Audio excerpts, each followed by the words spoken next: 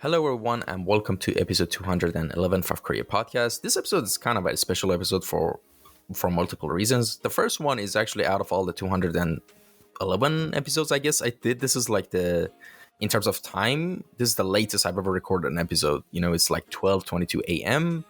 And yeah. And another special reason is you're going to learn, in the podcast as well. But let me first quickly introduce our today's guest. Our today's guest is Mr. Thiago Klafke. He's a 3D environment artist and currently director of Fort Art at 100 Thieves from California. And of course, before we go into the signature questions of the podcast, as always, let me quickly mention that in the for contact section of the captions, you can find all his links and, the ID to his Instagram page, the links to his ArtStation, personal website, Twitter, and YouTube channel. And two very important links that we're going to talk about in detail in the episode is there's a link to a Gumroad course which is called Environment Art Mastery course, which is a course that I personally bought and I'm going through with. And also, I said two important links. The second link is a free sample of the set course I mentioned, which you can go and check it out and see if you like it. If you want to become a 3D environment artist, that course is a really great starting point to start basically honing your mindset when it comes to learning all and pick up all this multiple and different skills you need to learn throughout the way. So of course we're going to, as I said, talk about it in details in the podcast as well. But also this was the second reason this episode is special as well, because I'm interviewing my instructor. And all right, so without further ado, how are we doing today? Hey, so yeah, first of all, thank you so much, Run Team, for having me here. I think it's going to be a fun one. I watched some of the other podcasts, and there's a lot of really cool artists, and it's very rare to find this kind of deeper conversation, about games industry art in general. So I'm looking forward to just chatting and helping as much as I can. All right, so with that being said, let's actually jump into the first question, which is like at this point the signature question of the podcast, which is give us a little introduction on how we got into the world of visual arts and design. Basically, tell us the story of how was your journey of becoming an artist started. What prompted you to become an artist? Basically initially. Sure. All right, so yeah, that could be a pretty long story, so I'm going to make it short. But no worries. We have time, and people grab their tea and coffee, I hope. And yeah, we're listening. Okay. Yeah, so I'm originally from Brazil, and I was always very passionate about games. Like it was just this thing that was so magical, like so different than anything else that we had. Like, you could sit down on the TV and you could control the character. You could go into all these different worlds and that really felt like really magical to me. Like I thought it was some sort of black magic. I couldn't understand like how someone could create something like out of thin air and put in a cartridge. I'm like I couldn't imagine. Like to me it was magic. I didn't understand that they had a computer and they could like program and like put in a game. And so I remember in school, like someone, like teacher asked, like, what do you want to be when you grow up? And I said, I want to either be an astronaut or I want to make video games. And she said, but to be astronaut, you really need to know mathematics. And I'm like, okay, so I'll do games. Because she was kind of like making a point, like, how can you be an astronaut if you don't like mathematics? And I'm like, you're right. So I'm going to make games. So for like a long time, like I didn't have a computer and I was trying to find a way to make games, and I would like make like tracks for like racing games like on my cousin's computer, like all that kind of stuff. But then when I finally got my first computer, that's when I started to look for like how to make games. And I remember buying these magazines that come with like, it was like a game development special edition. They had some engines there. I don't remember like a torque engine, like that kind of stuff that's really hard to use. And I really didn't understand, like anything about it. There were no tutorials. And then from there, I went to like IRC scripting. Like I was scripting like bots And for the people that don't know, IRC was like a chat program, kind of like Discord. Discord was inspired by the way IRC works. And in IRC, you could program like bots. So I programmed some like RPG like battle bots. Like you could join the channel and register and and like play against each other. So I would say that was my very first game development experience. And I kept trying stuff like RPG Maker, like a bunch of that stuff. But then one day I was playing Counter-Strike and I was camping, like I was pretty bad on Counter-Strike. And I was camping on this corner and it was a map that took place in Brazil. It was in São Paulo. And I remember camping and then I look up and I see like a banner. And the banner had the name of the author of the map and the credits and then a link to his website. And I was like, shit, like if someone made this, like I can make myself too. And that was like, became a huge obsession. And I went to his website and there was he wrote like a free book on how to get started with Counter-Strike mapping, like how to make a room, like to the sky, like how to place walls and doors and lights, like all the basics, like the most basic things, just to get started. And that's where it took me to where I am today. Like that, from there, I just kept like working and learning and, and expanding and making more.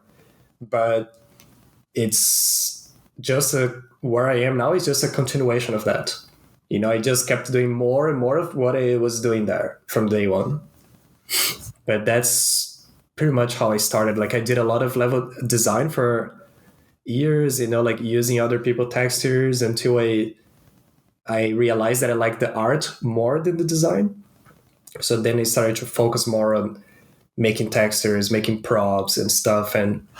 But it was a long process. Like this was in 2001, I think I started making Counter-Strike maps. So like it's going to be 22 years this year.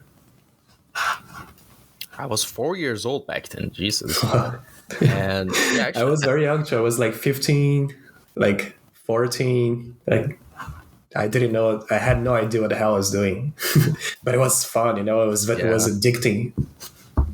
Yeah, that's awesome. And yeah, I remember since I was like 6, 7 years old or that time. I don't know if it's Brazil the same, but in Iran has a huge culturally game net cafe culture. Oh yeah, that was huge in Brazil. Oh really? And that was another thing too. I'm very happy that I lived through that time because thanks to Counter-Strike, there was a boom in Brazil, like a economic boom. And it's not an exaggeration because like Counter-Strike got very popular, but no one had computers and like internet to play at home, right? Like everyone had a dial-up, like it was impossible to play at home. Like very few people could do that. So these places, they spread out like wildfire, like just like random people, they would like raise money and then start their own cyber cafe and it would be filled with people. So it was an awesome time because I saw like a lot of people that they could have been doing something else, but they chose to be entrepreneurs and they created, their own space and, and each cafe had their own vibe, right? They had different games, like some were like purely for Counter-Strike, like others you could play like Need for Speed Underground or some other games. But it was like for like about 4 years that there was this economic boom. So that was awesome to see the power of games, so to affect people's lives in not just like an entertainment way, but also as a means of living, right? Instead of working some like boring job somewhere, like they created their own space and and people were playing and they had competitions, like all this stuff was a really cool time. Yeah, and yeah, basically, as long as I could remember, Counter-Strike was a huge thing in Iran as well. Like everyone, like since I was like 6, 7 years old, I've seen Counter-Strike, on people's screens. But the craziest thing is, I don't know if Brazil even had that before PCs, but Iran had that culture even when Sega Genesis. Oh, really? Those Nintendo, yeah. Oh, yeah, the place you would go to play games, right? Yeah, like yeah. Oh, yeah. At the time, they would call it kulub. which is like, a way to say club, I guess, game club or something. But in Farsi version, they just say kulub, I guess. I don't know. Oh, that's funny. And So was it like a place with like the TVs and the games, and then you could yeah, choose the game and you pay for like an hour? yeah, exactly. Yeah, it was like And one real was 1 hour. yeah, exactly. And I think, yeah, in Turkey it's the same, but it's pretty similar to Iran in Turkey, because even in Iran and Turkey, they both have game cafes. And I'm sure in Mhm. Brazil, the culture is strong. But I'm kind of confused. Is USA and Europe, like, first world Europe, are the countries that didn't have those, like, cultures? Am I Uh, wrong for saying that? so the difference I would say is like in the United States, like any middle class family they could afford, right? Like a Super Nintendo, for example, and the games. And in Brazil, like as in Iran, like it was expensive because they were imported. And not only they were imported, but there was also all the import fees, like the import duties, and like it was like crazy expensive, right? Like to buy any consoles. So these places were our only way, pretty much, to play like different games. I remember sometimes I would go to the beach to spend the summer vacation, and there was this place like it was a video rental store, and they also had a Nintendo 64s there. It was like just 4 Nintendo 64s, and I think it was also like 1 real per like hour. And I would go there every day, and then we just play different games. So then I played like Perfect Dark, for example. Like I never had a Nintendo 64, but then I would go there and play. So this was great to get exposed to very different games. Like sometimes you don't want to buy the game, but you want to try it, right? You want to play for like an hour, 2 hours, and at least you see different graphics, different music. So I'm very happy that happened. But here, I think United States is more of a individualistic culture. I think people would feel gross to touch a keyboard that other people touch. Like I don't know, maybe I'm like making this up, but like it's a different culture. I think in Brazil, Iran, these kind of countries, people live a little closer together. And the United States, it might be a California thing, right? Because I never lived anywhere else besides California. It's more like everyone is in their bubble. People have their cars, they have their apartment, and they try to have as less contact with other people as possible. So I can't see here people going to like a cyber cafe to play with strangers. And that was the thing in Brazil. Like you would go and I don't know, it was 20 people playing, right? And you go with 3 friends maybe. And there's like a group of 3, a group of 4. It's kind of like playing soccer with like randoms, like I'm sure this happening in Iran too, right? Like you in some neighborhood, and you're just like, hey, let's play a game here, and you don't know if they're jerks or if they're like like assholes, or like you just go and pray for the best. So I think that culture spilled into this cafe shop. But I think in Poland, like countries like this in Europe, I think they also had a pretty strong culture like this. I would say Germany too. That's interesting. Mostly, if you notice, most countries that weren't like economically well, they had that culture a lot. Like even in Southeast Asia, that culture is Yeah. extremely apparently Hmm. strong. Like in Philippines and Indonesia and those places. And yeah, exactly as you said. Like like basically those places are pretty tribalistic. It's just like clans of different people, like Yeah. super competitive, like just doing 360 no scopes with snipers in Call of Duty. Yeah. I remember like, and like some group playing Dota against another group, and yeah, it's kind of amazing. These type of stuff probably it's kind of interesting to think about. It's like in 70, 80 years, like Hmm. internet or digital archaeologists are going to talk about this stuff, like how accelerated this whole process of like digital age was when it Yeah. comes to entertainment. Like there's it is actually right now a branch of like archaeology right now, digital archaeology, Hmm. and it's such a fascinating subject for me. Like I've seen this video of people trying to extract and find the source photos of textures of like old Nintendo games, Oh, like I've from seen that. Yeah, they yeah, got from some cities. yeah, That exactly. they yeah. No, that's super. That's super interesting because that's something that I've been thinking a lot lately. I even got there's a CRT TV here. Can see that. Oh yeah, I saw that. Yeah, those big ones. Yeah, I used to have that. Yeah. Yeah, with because I never had a Sega Saturn, when I was growing Hmm. up, and it was like super. Oh my god, I need this magical thing that has all these weird games, So I got one recently from Japan from eBay. It was like super cheap, and I was playing on the LCD screen, the normal TV we have, Yeah. and I have this thing called the RetroTink that outputs the correct signal, but it just doesn't feel right. Like those old TVs, they would kind of like blend the pixels together. The red, white, So and yellow cables. You mean?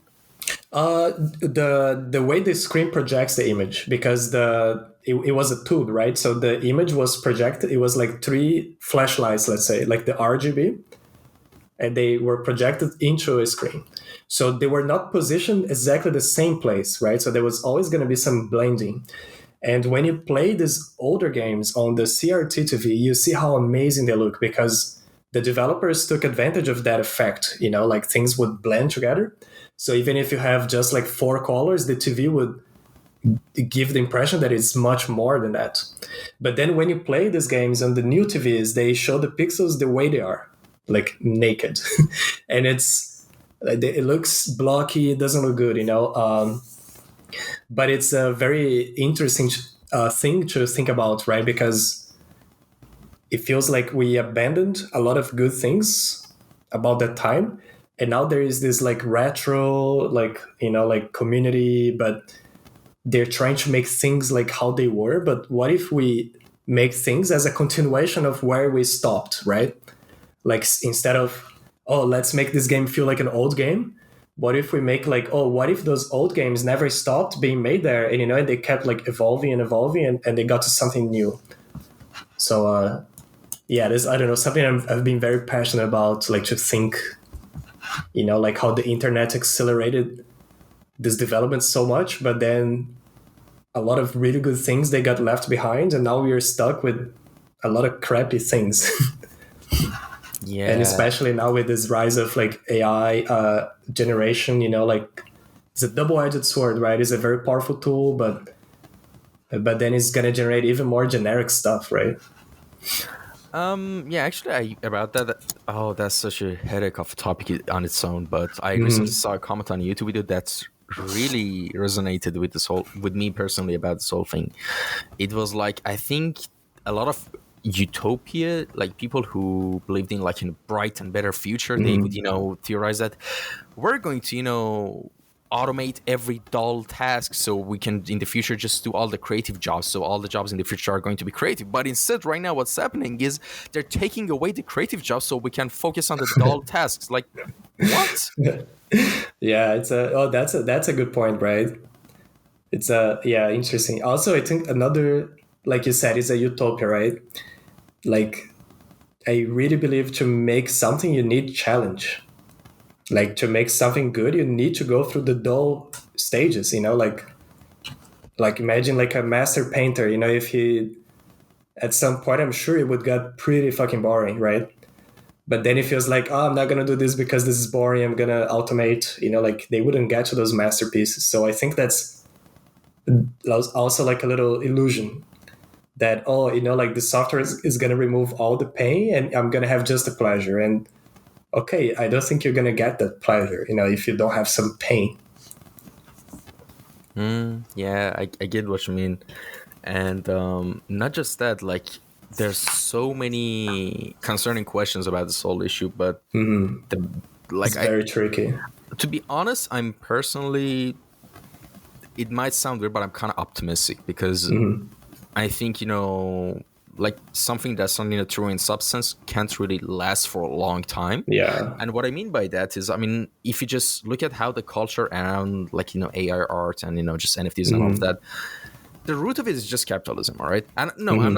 I'm not saying this to go on like political rants or something. Yeah, yeah, yeah. But the thing is, this whole industry, the reason, for example, the indie games are so successful sometimes against AAA Hmm. games, which mostly are led by the investors and the capitalistic Hmm. intentions, is because the it has, I don't know how to explain, but it has a soul in a product, in the Yeah. art. Yeah, In that's what resonates with people, right? exactly. Is when you're watching a movie and you're like, you connect with the director or with the actors, with the cinematographer or whatever, right? Yeah, and I don't think that AR art will like it. It's going, maybe it's going to be like, a tool Mm-hmm. that might, help give iterative ideas to the concept artist or whatever, and there's a lot of, issues about that as well. But in the end, I highly doubt that it will, take place of a concept artist, to be honest. Well, I think you will from the ones that are very, like you need to have a differentiation, right? If you're Yeah, just making generic things that the AI can create, you're going to lose a lot of field, right? Because then a lot of potential clients are going to be like, okay, why am I going to pay this if I can get like 95% of the result for free with this AI tool? So I think the good thing about this is really going to force people to be more creative, to be more unique. I think that's what's going to be important in this age of AI now, because AI is making it much easier for people to make stuff. And that's good, like more people can make things. And because of that, it saturates the market in a way, right? So you really have to stand out to be able to, like have a successful career and stuff. And that's a really good point. yeah, and also like the negative side of this is, let's say, a lot of entry level jobs, they might be just removed. Maybe not today, not tomorrow, but who knows, 5, 10 years from now, right? Yeah, but the one that So scares me, it's yeah, no, sorry, go go ahead. on. No, sorry, you were saying? No, I was just gonna say, so that's something to keep in mind. Like we can't stop technology. There's, like we can scream, and of course we have to demand that it's used in an ethical way, right? Like the way they're doing now is they're just stealing art from everyone, and that's very shitty. That needs to stop. But the technology is here, and it's gonna be here, and it's just gonna evolve. So we have to work in this new environment. Like we have to adapt, because that's what evolution is, right? Like if you don't adapt, you stay behind. Yeah, exactly. And I genuinely think, an artist who's been, has been doing the art, or discipline that they've been practicing yet for a while, Mm-hmm. they probably have developed a sense of style to even a little bit of extent. So Mm-hmm. if that person practices and tries to amplify that and try to like leverage, let's say AI Mm-hmm. is inevitably in everything, then at Mm-hmm. that point can, leverage AI to its benefit, and Yeah. can definitely stand out, because as you said, anyone can use AI, but it's like in video games, it's like having a Mm-hmm. high tier weapon, but your character is low. Yeah. Does that make sense? Yeah. If you don't know how to use the tool, it's not gonna make good work. You're just gonna make generic shit that anyone can do. So okay, I'm not worried about that. Yeah, exactly. And all right, This so really reminds me, just so before we move on from this topic, when I think there's a lot of parallels to this, to what happened when Substance Designer came into the scene. really, Because for me personally, because there was like the time that I was like on Overwatch, and I really nailed the art style. And the thing with that art style is because it was, a lot of things were handmade. Like that's where a lot of the beauty come from. Is like you go into Photoshop and like painting the normal maps, like painting the textures by hand. And then Substance Designer came, and I was like, there's no way that this tool can replace this, because I'm making things by hand. And for a long time, I just dismissed Substance Designer. I was like, all the examples I saw, they looked like shit, in the beginning. They were super noisy. They all looked the same. And I was like, I ignored the program for a long time. And then I started to use it once, twice, and like didn't connect. But then at some point, I was like, okay, I'm going to learn this for real, And like now I can create what I used to create in like a fraction of the time. And it gets me like 80% there. So a lot of those things that I thought were unique because I was making by hand, I can get very close results in Substance Designer, like indistinguishable, for a user is indistinguishable. So I think with the AI is the same now. There is sometimes when something new comes, there's a resistance. You're like, oh, this is going to replace me, like this is bad, this is this and that. But then at some point you're like, okay, let's see how we can use this. And I kind of see some parallels, from this happened in the past with the AI. My first instincts when I saw this AI generation stuff, I was like, oh, this looks bad. It looks generic. And I still think it doesn't look good because I can tell right away when it's AI. Right? They always have the same lighting, the same faces, like looks very generic. But this is just the first iteration of the tool. So if we learn how to use it, in a proper way, I think it's going to allow people to make really amazing things. Yeah, definitely. And all right. So actually, the next question is also interesting as well. So you kind of mentioned how you had your start, when it came to, starting art. But, I was just wondering, were you originally, when you were like, teenager, or maybe you were finishing high school and wanted to go to university, or at the time, because of the pressure of society or maybe family, did you have any other trajectory of career in mind? Maybe you wanted to pursue something else, or from the get-go it was like pretty clear and smooth and you went to art route, or did you even go to college for that, or just how did that went by? Yeah, so when I was making these Counter-Strike maps, I didn't have support at all. Like people didn't understand. They thought it was silly. My parents sometimes they would say like, "Oh, you're wasting your time." Like other people are getting real jobs and you're wasting your time there. So I didn't have support in that sense. But I always thought it like this. I would rather do what I love and maybe make less than do what I don't love and make a lot of money. Because the alternative there was like, oh, go work for the government. That's what smart people do in Brazil. They take this test to go work for the government because then it's a stable job. They're going to get a pension, when they retire. The salary is good. And it's like, oh, you don't even have to work much, like you just chill all day there. And this to me sounded like a nightmare, sounded like Yeah, hell. exactly. Yeah, I was like, why would I do that with my life? Like I would rather make these games and live on like instant noodles, than than do that. So I had the goal to work with games, but I didn't know how. And in Brazil, the industry was very small, so I was just like in the mode that look, I'm just gonna make stuff, like I'm not gonna worry about that. And I know that one day I'm gonna have my chance.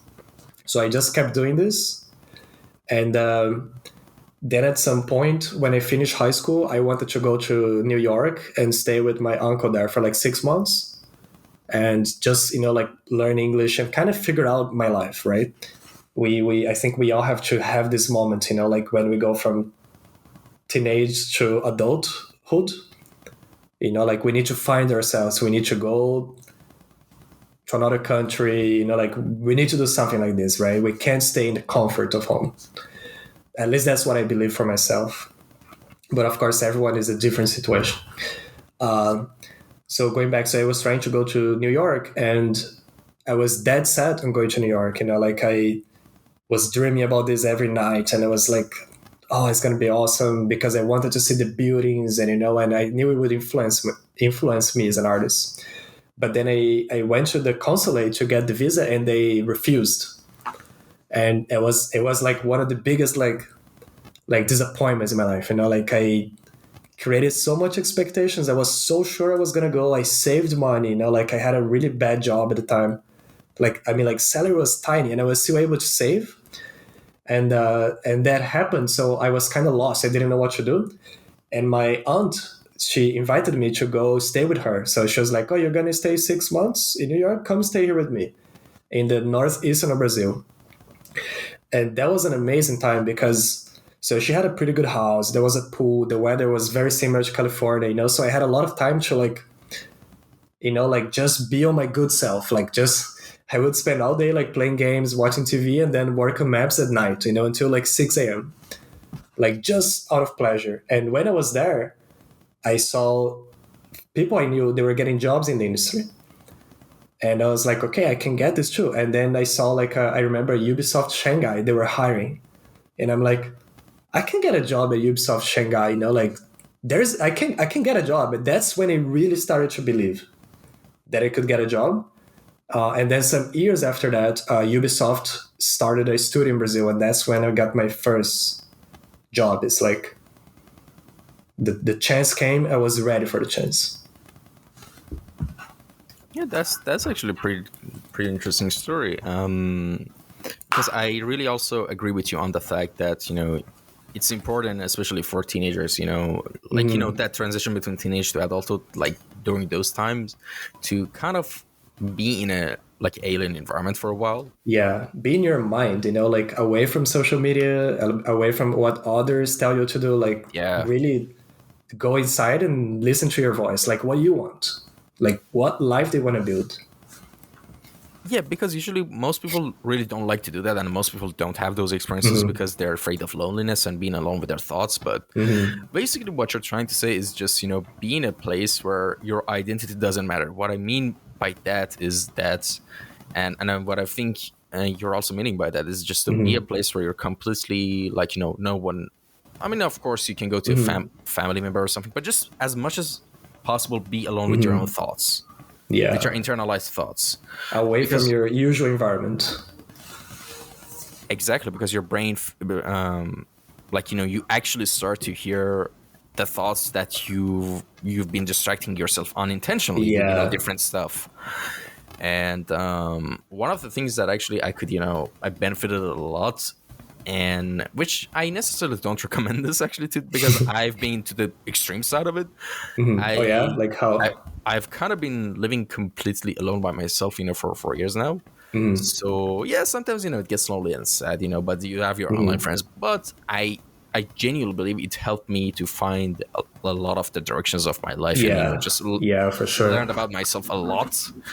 So yeah, I think that was a benefit of it. But yeah, being alone, having periods that you're alone by yourself is really beneficial. And I know it's going to be comfortable. It is going to be uncomfortable, sorry, Yeah. for people who've never experienced it, because of course it's going to be so fun to always have your friends around and have a partner around or have your family It's around. easy, right? It's comfortable.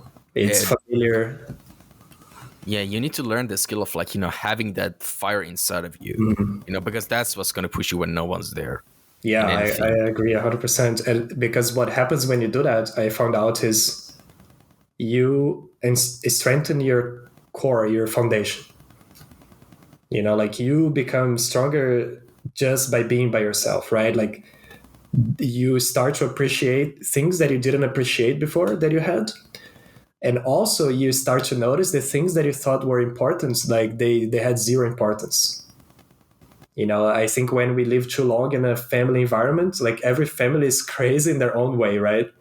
Like you get some people together for a long time, they go crazy. Like looking from the outside, like you can see this in couples that are together for a long time. They have some really crazy habits, right? But make sense in their worlds. But from the outside, you're like, what the hell? That's weird. So I think when you go into this space, you can, like figure this out. But also, people have very different personalities, right? Some people, they're going to be totally fine being by themselves for a long time, so it's hard to say, right? Like it's a one size fits all. But I think the point's more the experience, so traveling, even if it's just for a month, like going to another country, experiencing other cultures, like I think this is essential. Everyone I know that did this, they became much greater after doing it. I don't know anyone that did this and they regressed after. Yeah, definitely. It's like one of those things actually, when it's like, especially traveling, it's such a character building experience, because you finally get out of your bubble and meet new people and realize, hey, like especially you hear this a lot from Americans, especially in YouTube comment section of different videos or places on social media, that I guess it's like the effect of Hollywood that treats Americans as the main characters of the world, and Yeah. everyone else are just side characters and NPCs. But when they travel and realize, oh my god, there's a whole huge world out there, the news has been Yeah. telling. telling us There's different things. castles. Yeah, And exactly. they're like 2,000 years old. Yeah, and yeah, but even on like a smaller scale, I think that also applies. Like for example, I'm Mhm. sure if I don't know, you haven't. I'm not. I don't know about you, but have you like traveled most places in Brazil, for example? Actually, no. I Exactly. travel much more outside Brazil than in Brazil. So yeah, I'm sure even if you like take I don't know a car with a couple of your friends and start traveling, you Mhm. actually find and discover a lot of interesting stuff as well. I'm Oh, for sure. sure. It's just, I think when I lived there, I think my mind was very small. Right after I moved out, my mind expanded and I can do more stuff now. Like I'm interested about other types of stuff, like I just went to Brazil 2 months ago and it was magical. So I took my fiance there and she's from Moldova. So it's a very different country in terms of weather and stuff, but when we were talking, there's a lot of similarities, like with the way she was raised and stuff. So that was her first time there too. So that was a pretty magical experience. It's like we were waking up with the birds singing outside, and then you go in outside and it's like this beautiful sunset and this like araras like flying, like these beautiful birds and they're super loud. And I'm like, whoa, this looks like a dream, like it's so colorful, it's so alive, like capybaras. And I'm like, I used to live here and I was like, this place sucks. I couldn't see that before, right? So that's why when you travel, you expand your mind, and then you can appreciate those simple things that were there before and you just took them for granted or you thought they were annoying even, like, oh, these araras are loud, like but now like I just feel so good to see them. Yeah, exactly. Moldova is the country in Eastern Europe, right? Hmm. Oh wow. Yeah, it's interesting when cultures so far apart, have so many Hmm. similarities. Like Yeah, when you because I find think that. it's the same way we're talking about Iran too, right? Like, and Yeah, Brazil. I Abadan, was, Abadan yeah, Brasilia today. My like Iranian just followers will know that. yeah, like for the listeners to know, like we were talking about before, I was saying like how I don't know, I love Iranians. Like everyone I met was super nice, and they really feel like Brazilians, like in a way that they're very open. Extroverted in And a yeah, sense. and yeah, it's a very different culture. But then you start talking like, oh yeah, we had the cyber cafes, we play soccer on the streets, and like the similarities are much bigger than the differences. Yeah. And actually the crazy thing is if I'm not no, that I'm just messing up a story about something else. I thought for a second that the founders of Brazil were initially Scottish, but then I realized no, I'm messing that up with the origin story Mhm. of the Gracie family, like that we talked about before the Oh, podcast. could be, yeah. Yeah, actually, the earliest, the first Gracie that was actually, I think, a Scottish gentleman or something from the Hmm. stories I saw on YouTube that came to Rio de Janeiro, and that's Hmm. when the lineage, led to the legendary Gracie And family. so But people know, Grace, you're talking about Jiu-Jitsu family, right? yeah, Yeah, it's a the random the topic. family that created Jiu-Jitsu. Yeah, exactly. Mhm. And yeah, interesting stuff like that. Every culture has this bits and pieces of Mhm. it's like here's the thing. Let me explain it this way. It's like I sometimes when I look at the history of people around the world, I feel like an excited alien reading about humans. Like Yeah, oh, I love that show. and yeah, it's one of those things. Every culture has like an interesting trivia and facts about it, and Mhm. yeah, traveling also opens your eyes to a lot of those things as well. Yeah, And yeah, so yeah, travel people if you can yeah. to another Especially for an city. environment artist, like you're gonna see Yeah, different textures, different lightings, different architecture. Like I remember because I went to design school for a year and a half, and then I got the job at Ubisoft, and then I quit. I didn't finish, but it was the most important thing that I learned there. I actually learned on the first day. So the teacher was talking about like to be a good designer, a unique designer, you need to build your library. And it doesn't mean just the books you have, but also the visual library you build in your head, like what kind of architecture you like, what kind of artists do you like, and then you study those styles, you study those fields, and then you build your library, you become richer, right? Like if you study about, let's say, like for example, when I was working on the ROM map in Overwatch, I got deep into this because I'm crazy passionate about ROM. It's like one of my favorite like topics in life. I can talk about this for years. And I was like, I wanted to get that architecture like right. I wanted to use the same rules. I wanted to understand the rules, that the ancient builders used to build the temples and stuff. And I found this book from Vitruvius, I think he's called. And it's basically the manual of how to is I think it's the one of the few books that survived from that time. And then I got deep into that, like about proportions, like spacing, and so that added to my library. So if you're listening to this right now, like try to expand your library. Don't do just like everyone. Like, look, I have nothing against this. I'm just gonna make fun, but it's like everyone makes a Ghibli scene now, and they all choose the same concept, and that's cool because it looks pretty, it looks beautiful, right? It's safe. But what if you look for other inspirations to, like to stand out? Like build a different library, like because we were just talking about this AI, right? Like how it flattens the field, like how everyone can do the same. So if you're doing stuff that is too close to what other people are doing, you're going to be replaced. Right? But what are the unique things about your life, about your travels, about your place that no one else is looking at? I think that's where the magic exactly. is. Yeah. And yeah, you're totally right. I absolutely agree. And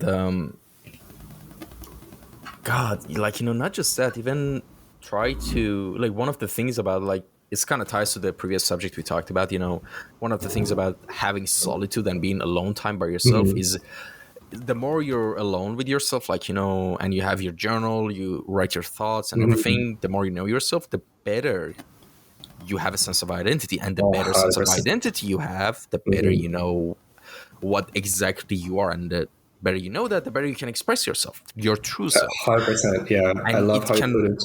reflect on your art and just anything in It cooking, will. And then music. people are gonna connect to you, because they can feel the vulnerability. They can feel your personality there. Yeah, it's like a thing, like a skill tree you can unlock in life, but you have to get those skill XP points through being alone and finding yourself. Yeah. Like, it can affect everything. It can affect your fight style if you're a martial artist. It could affect your working out. It could how you work out. It could affect your everything, and it's a beautiful thing if you can find it, because if you truly find it, you can easily stand out in a sea of, like, people who are doing the same thing as you said. Like, like the example you mentioned, like the Ghibli style anime thing, which is a pretty thing, it's a nice thing, but Oh, it's amazing. Look, I'm not shaming this at all, because I when I know. was starting, I was just copying everyone. Like, I didn't have any originality at all. Like, for years, I was just copying other mappers, even copying jokes, that they would put in their maps. I would copy the same joke. Like, no originality, that's part of the process. It was just an example. One thing that I think we should mention too is, since we were talking about, like being lonely and, find yourself and stuff, there's another part of that we should take in consideration too, which is people's individual situations. Sometimes you can be in a really bad place in your life, like in terms of health, in terms of, like psychologically, or, like something bad happened to you and stuff. And like, if you are in that situation, you have to work through that first, like health, sleep. Like, if we do the fundamentals first, like everything else is gonna fall into place, right? But if you're feeling depressed, like if you're having like fast food every day, like if you're not nourishing your body, if you're not sleeping well, if you're living like in negative thoughts, like if you go by yourself, like might not be the best idea, right? Like, first we need to be in a good, not perfect, but like like feel like healthy and like, okay, I can take the challenge, like I really believe we should always be getting stronger, make an effort to get stronger, right? Like physically, mentally, spiritually. But it's a process, and there will be times where we are going to feel like really down and really bad, and it's totally okay. But we have to come out of those situations, right? Like we have to make an effort to come out. Yeah, definitely, and that is an extremely important point. But the thing is, I think for a lot of people, they don't really get to have the luxury of having even the Mhm. most Yeah. basic form of stability in their lives to work on that. So, personally, from my personal experience, I'm only 25 years old. I'm not a super experienced person. I know, Mhm. like I'm not trying to act like I am, but from my experience, the thing that's really helped me push forward is that sure, a lot of things are unstable. Sure, there's a lot of Mhm. things happened in the past, and there's sure a lot of things are uncertain. But what is certain is that if I just move positive steps towards, for example, the skill I want to get a job Mhm. in, as like for example, environment art in this case, the sooner I can get to that point of independence and freedom, and I can free myself from a lot of like restraints I Yes. have, Yeah, and I love because this. I'm sure, like everyone, I mean, I'm not alone. I mean, even maybe you, to some extent, like I'm personally, of course, dealing with some health issues as well and just mental issues Mhm. at the same time. But and also my immigration issues in the air. But from not going too much into that, but Mhm. basically, what's keeping me like motivated, I guess, to get up and get my coffee and get to watching videos and Mhm. tutorials and practicing is the fact that all right, so like regardless of whatever happens, I You're don't know getting what's gonna better. happen, but 100% I know I can get better and get to that point. Yes. Like if you can just deduce and like cognitively, I this is what I do. My brain does. Like Mhm. everything is just deduced into blocks of anything. Like Mhm. for example, if you want to get a good paying like environment art job, Mhm. it's let's say it's like 5,000 blocks of work, units of work, and Mhm. maybe each of those units is 3 hours. Or another way I do that, I Mhm. try to numerically classify things. Like, for example, all right, if I want to, instead of saying, oh, when I get good at art, I'm just going to focus on doing 100, for example, projects of like, this, like 50 Mhm. environment pieces, like, 30 assets. If I want to get good at the pipeline, I'm going to Mhm. do, all right, in this week, I need to do at least 15, like, assets just for the sake of like getting good Yeah. with the pipeline. So when you just focus on the numbers, you kind of release yourself mentally from a lot of like, Mhm. weird thoughts that might, float around, so you You just you focus on so that. you're saying you shift your focus towards the goal, Yeah. right? In terms of numbers. So you first, Mhm. you familiarize yourself with the system you're dealing with. Like this was just an example, for example. Mhm. And maybe you want to get good understand PBR pipeline better. So you just work on the textures, the texture part. Maybe Mhm. texture basic like assets that you could do. Like maybe a hard surface crate that this part is like in a glossy. This part has like a little bit of fluid in it. So you just focus Mhm. on that. So this place needs. Then you export the like different maps of it, and you can get different exports. So you kind of do that with a multiple set of things, and Yeah. you get a better understanding of that as an exercise, for example. Yeah, it's like we were saying about the library, right? Like you're building a library of skills. Yeah, exactly. And I'm sorry for a second. I need to check if my neighbor was thumping on the wall, but no, she wasn't. And oh god. So yeah, basically this has really helped me, to be honest, to even work during the days that I had Mhm. zero mood to work on. Like Yeah. even like on, but I also made a system for myself that even on my lowest days, I have a PRF file on my desktop and also Blender Mhm. file, which whenever I feel lazy, I would just open these two and I would Oh, just. that's cool. I have an asset library of so many random stuff on there, Yeah. because when I'm bored and I want to at least do something, I just start, making 3D Oh, sketches that's and really cool. models to at Yeah, I least like do something, this. I love And what you're saying. It's like I think the important thing is you created a process that works for you. And I yeah, think that's the whole point that of what you're talking about.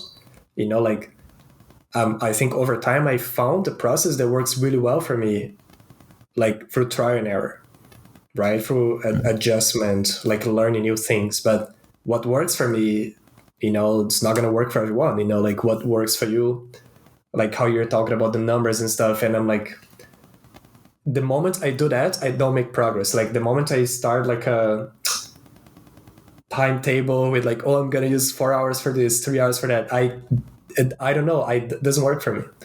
Like I tried many times, and I see like for a lot of people it works amazing, but I think the point is like we have to find what works for us, right? Like how we learn, like how we get better. And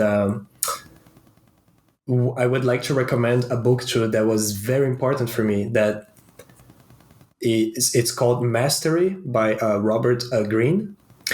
And so this book, he broke down like how all the masters in history, like the big masters, like how did they get there? You know, like what was the process? And he picked up the patterns. So like to summarize, like there's like 3 different stages when you're learning something. Like first stage, you are an apprentice, and your goal is just to learn. It's not to make. It's just to absorb information. So, for example, like recently, I wanted to learn blueprints in Unreal scripting. And this is something that I tried a few times, and like through like YouTube videos, and I couldn't do it. It was boring. Like I would give up there for like 2 or 3 days.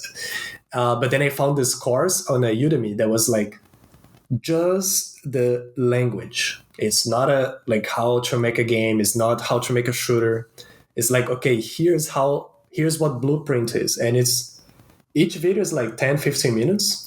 So I went into that with the apprentice mindset, which is just to like you go to school and you take a class, right? You're apprentice. You're not trying to make it in that stage. You're not trying to like be a master, right? You're like, that you're learning. So when you know that, you shift your brain to this mode, like, look, I'm just learning now. Okay, I'm watching. So after you get some knowledge, you go to the next stage, which is, I forgot the name now, but it's like apprentice. And then this is like when you can do the skill, but you're not a master yet. Adept? Adept, yes. I know this because of Skyrim. Because in Skyrim, I don't know if you played that game. It has, right? They have this adept, expert, master. Perfect, right? And when you're adept, it's like you know how to make stuff already, but you're not a master, right? Like you need to flesh out your process. You need to learn new things. So in this stage, it pays off to make a lot of different projects, right? And then you learn from them.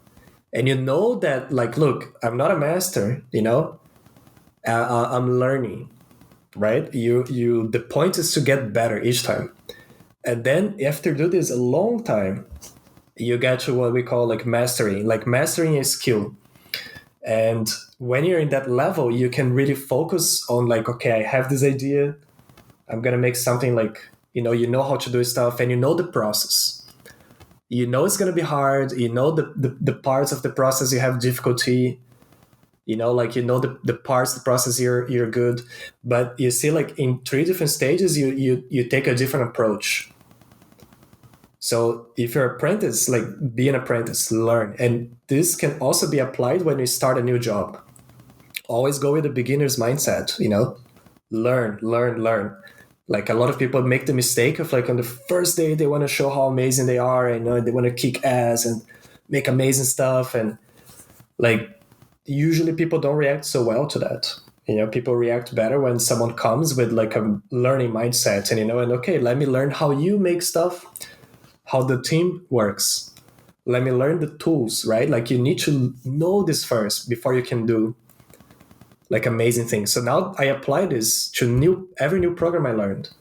Every new program I learn, I'm a noob, and I go with this mindset. And even when I'm like, okay, I know this program well, I'm still a noob. I'm still like, there's always more to learn. You can never lose the learning mode. I don't think we get to a point where we are like, oh, like now I'm a master and I can just like do like this and do everything. I think it's and I know this because I watched this masterclass with Frank Gehry, is one of the like biggest like architects in the world.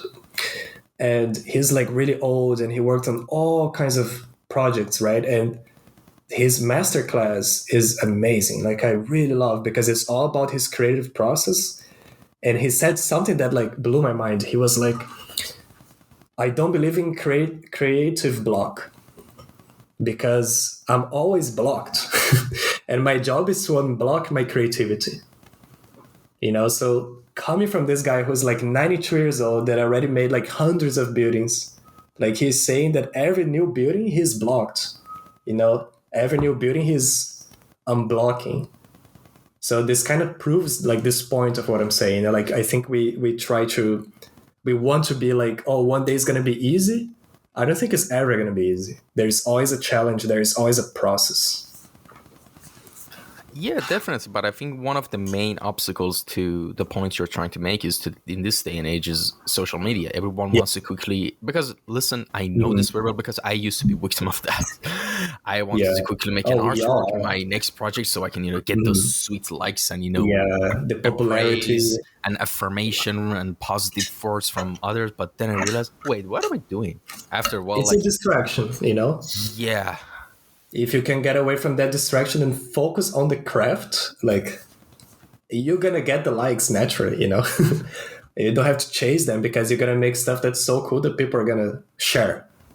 No, yeah, but after a while, when you actually start taking notice of these thoughts in your own head, you kind of start, developing new thought patterns. Like for me, for example, I'm kind of like, it's been around 2 years or a year and a half. I just use my Instagram as literally like an art journal app for myself. I don't use Instagram as the Instagram app. I change the way I use it. It's like an art journal app.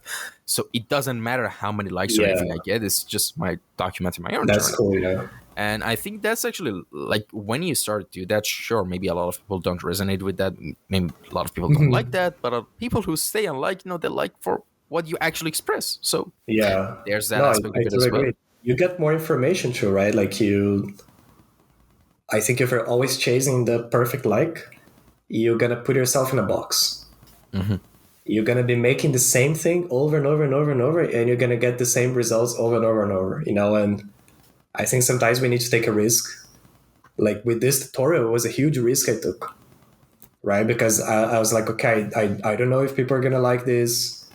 I don't know if it's watchable, right? Like I recorded this. I don't know if my method is boring or, or if it's too chaotic. Like a lot of things could go wrong, but it's like you have to put yourself in that situation, like where you just challenging yourself, but consciously, right? Not reckless. Like you know what you're doing. You're challenging. Yeah, definitely. And actually, let me ask you one question, and after that, we can move to talk about I said podcast for a second. Jesus, my brain is just hanging. To talk about a course. So actually, of course, in the course, you kind of explain everything, But for a lot of people who probably haven't purchased a course or anything, my question right now to you is: how does your design process usually go anytime you want to start working on a project or a base? What does the structure of your pipeline looks like? Out of all the trials and errors you've had throughout the years?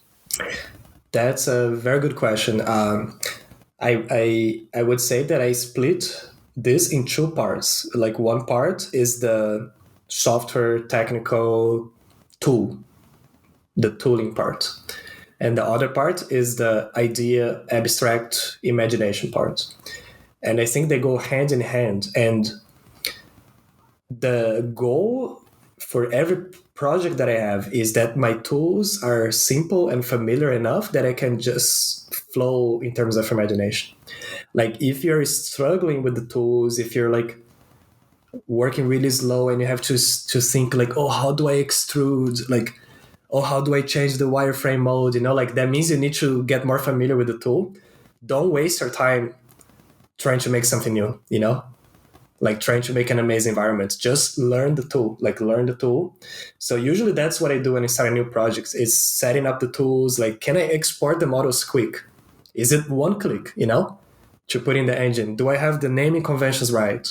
Because then once I figure that out, I can really focus on the idea. Because otherwise, if the tool is a drag, if you're taking a lot of time to export things, to, if your process is too convoluted, you're going to use your brain power in that, and you're not going to have any brain power for imagination, for like really becoming like one with the environment. So usually my process like this: first, I understand the tools, and this takes some exploration, like, so I'm just like screwing around with the tools and exporting, like making stuff, like not thinking too much, but like getting a good feel for the tools. And then once I know what I'm doing, I'm like, okay, then I really focus on the idea, like what's the idea, and then I start with like doing like reference gathering, right? Like all this stuff, like sketches, visualization. I go into a dark place and I visualize the areas. I visualize how they're gonna be. I visualize the composition. I create the environment in my mind first. Because then when I actually sit down to work, I know what I'm doing. The tool is not gonna be a problem, and I know the idea. So it's like executing. So I like to break up my process like this, and that's how I show how people can do this in the course too. The first few chapters, they're all about this, like how you can get the ideas flowing quicker, like, and then at some point you're like, okay, now I'm gonna make this real. You have your block out, you have your art block out, and then you spend the time making the amazing textures, making the amazing lighting. But that's like the second half of the process. But of course, that's what works for me, right? Like other artists, they found other ways.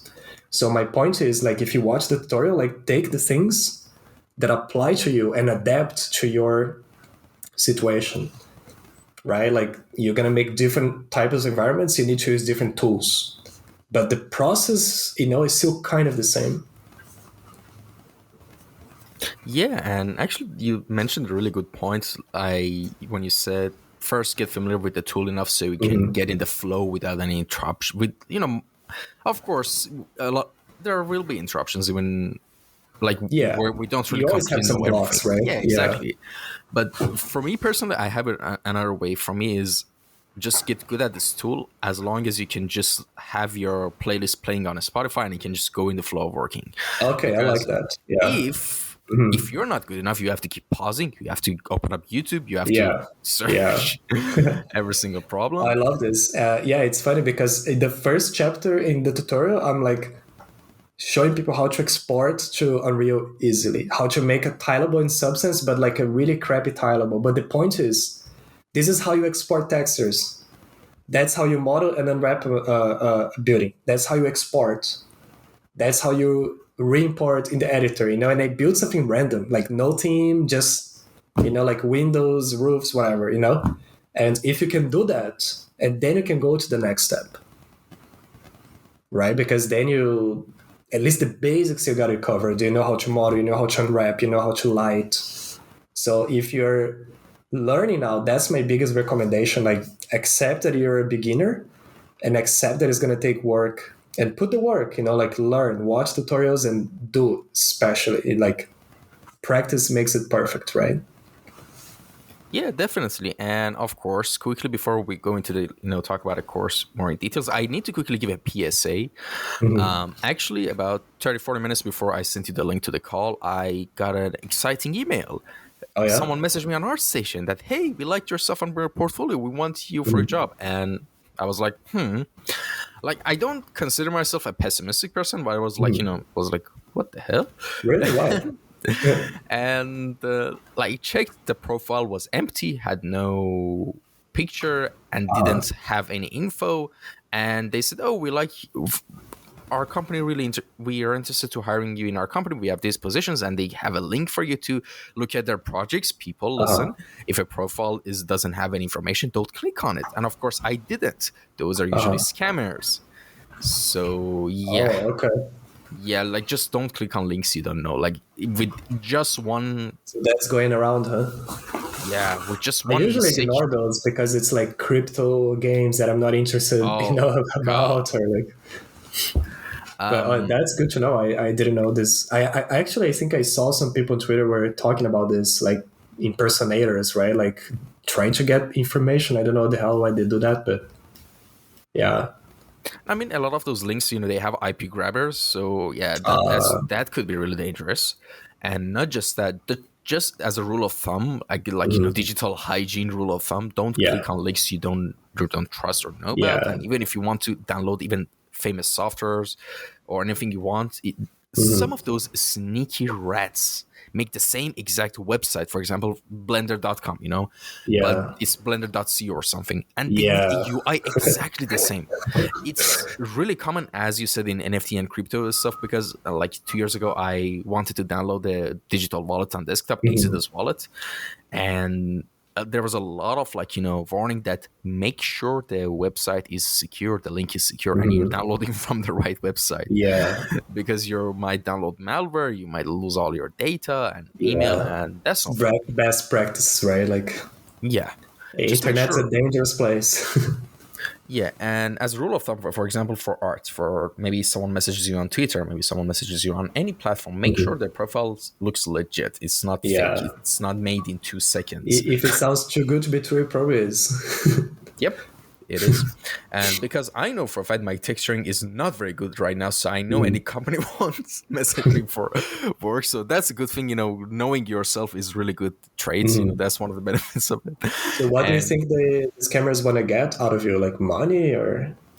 no, they said, we're interested in your work. This is the link to our stuff. You can check the Mhm. style of our work. So for further explanation, you can message us if you're interested. But highly likely it's a scam, because the Yeah. profile had zero information on it. And it I've was had some just, recruiters though like that on ArtStation. Like sometimes it's recruiters, and they don't have artwork to post, right? But they're still like messaging people. Usually, I just check if they have like a LinkedIn page, no, and then you can, the person had nothing, like yeah. legit So nothing. not a good sign, like Exactly. not a if even if it's real, like it's like, huh? Like even if they really want to hire you, like do you really want to work with this person that has like zero presence, like And right? Like, yeah, and the weird thing is, in the text it said like, we have positions available in junior, mid, and senior. mhm. What is going through their mind as a recruiter? Like, they already Yeah. know Also, based on you my can artwork that choose. watch. Oh, give me a Yeah, senior. yeah. I want two of those, please. And yeah, all right. So that was an important PSA I needed to mention. And well, we've reached the actually to talk about a course. So just a quick story. I'm just going to mention. We talked about it before the podcast how I found the course. Well, Mhm. um, one of my friends recently, a month ago, said, "Hey, Ramtin, Overwatch 2." Initially, actually, fun thing, we wanted to play Valorant, and Mhm. of course, I can play Valorant, but my friend is from Iran, and he tried a lot of things, and he couldn't install and make Oh, Valorant okay. work. So we opted to Overwatch 2. So, Mhm. and he said, "Ramtin is free. It's like Valorant. Come on, install it. You don't have to pay or anything," because Overwatch 1 wasn't free, I guess, Mhm. as I remember. And I downloaded it, and well, we started to play. And actually, just a fun fact, my mains, I know I sound like a very basic player, but my main that I'm really good at is actually Soldier 76. Of course, the Mhm. most simple one. But I main mostly DPS heroes like Junkrat, Mhm. Cassidy, and those heroes, which is really fun. It's honestly a fun game. It gives you that Mhm. dopamine rush, quick dopamine Yeah. rush. But the thing, as an aspiring environment artist, that really took my eye was a lot of things. And in the environment, like everyone was carrying the payload or doing the objective, and my Mhm. camera is on like different corner nooks and crannies of the map taking screenshots. And the good thing about the game is when you press the print screen button on your keyboard, you don't Mhm. have to. I don't have to Control V, like paste it Yeah, on it already Paint, or saves the picture. yeah, in a folder. A lot of games have that, Mhm. which is really nice. So I could just go to bloop, I can take a screenshot. Mhm. And I was like, wow, I really like the art style. I really like how everything is just meshes together stylistically. And yeah, I tried to search, who were some of the main people behind the design of, who were involved in the creation of this environment. Mhm. And, of course, the Thiago Klafke name came up, which we're having the Mhm. podcast right now. And, I was just, because here's the thing, I'm always on hunt for new guests for my Mhm. podcast. Like, by now, I've contacted, in the past 2.5 years, I contacted about 1,800, 1,900 people by now. Wow. No joke. I It's have pretty awesome. archived it. This podcast you have, Thanks so like you much. put so much work and is so much useful information. Like thank you, like for giving this to the community. Thank you so much. But yeah, just a secret between us and anyone who's been, like, listening to this now. I kind of do this pretty like selfishly. Mhm. Like I know this sounds weird, but listen, I get the chance to talk with Mhm. artists from different backgrounds and learn from them. So Mhm. why I say this, because one of the main questions everyone asks me when I say, "Hey, I do podcasts," they look at the stats and say, "Oh, you don't have enough likes and followers." Like, I don't care. I'm It's already winning. exactly. I think that's a mindset that I really want. I really hope that we can move into the future, like a win-win mindset. Like Yeah, exactly. we all win. So with my tutorial, like, okay, the price is not cheap, like I put the price that it's worth, right? Like it's not like $10, but I understand that like people that buy, they are making investment. The money they pay, they're gonna make 100 times more. Yeah, And $50. then I win, Honestly, it's amazing. $50 for like the everyone standard wins. edition. Yeah, it's like 20 years of knowledge condensed into those hours, right? So it's not like I'm gonna make more. I want to make more free tutorials too, like to get people started.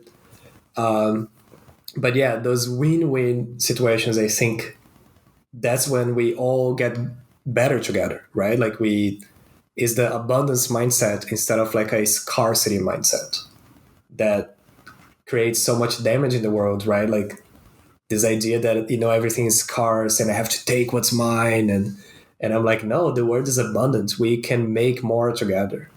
We can get better. We can make more money together. We can make more art together. We can create games together. We can create companies together. We can make podcasts, like all this stuff together, right? Everyone wins. Yeah, We're exactly. not taking from anyone. We are giving. Yeah. And they are also giving to us, right? We're not giving for free, because also this is not very healthy, I think, to give everything for free. Like you need to be able to survive. You need to pay your Yeah. bills. You need to, right? Like, Yeah, and the thing is, aside from that, like I kind of it's like my passion project as well, this podcast, mhm, and like I haven't made a single cent out of even the YouTube or mhm, anything. Like my stats aren't impressive to say the least, but mhm, to me, the fact that I can talk to, I have a platform now that I can mhm. invite a lot of artists from different fields, and I can learn from them. Exactly. Like I Yeah. can have a conversation. Like it's just fun and interesting for me. Like how cool is that? Like, you can learn and connect with different But artists and think people. about it. Like I saw, like, so how many views you usually get on a podcast? On here's a funny thing. I don't have a Uh-huh. consistent audience. Like every Mhm. episode's like differs by the guest. So Yeah. yeah, it's kind of like that. But yeah, I guess 10, 20, like 20, 30 views or plays on audio like Mhm. that. People who consistently listen to. I guess it's also, or I'm not going to go too much into this topic because we're talking Mhm. about the course, but I'm just going to quickly mention. I think the reason is that because most art podcasts that you see that are successful, the host is a well-known person or has accomplished something, Mhm. and I'm not that person, to be honest, and I know that because I'm a Mhm. journeyman, I'm an apprentice, I'm like just it's kind of weird because in the art scene, both in Iran and like outside, I knew nobody. I was literally Yeah. nobody, and I started to make these connections slowly, through the podcast. And I was also like, and I wouldn't still consider myself new to art. Mhm. And yeah, I mean, of course, if I was someone who was well known and had a reputation already and did a podcast, the story would be different. Mhm. But yeah, I'm kind of like in doing it in reverse. But I don't care. It's just something I love and I'm passionate about, and yeah, I'll do it. As I long as I love it. can. And what I think is like not so much the numbers. I don't think the numbers mean much.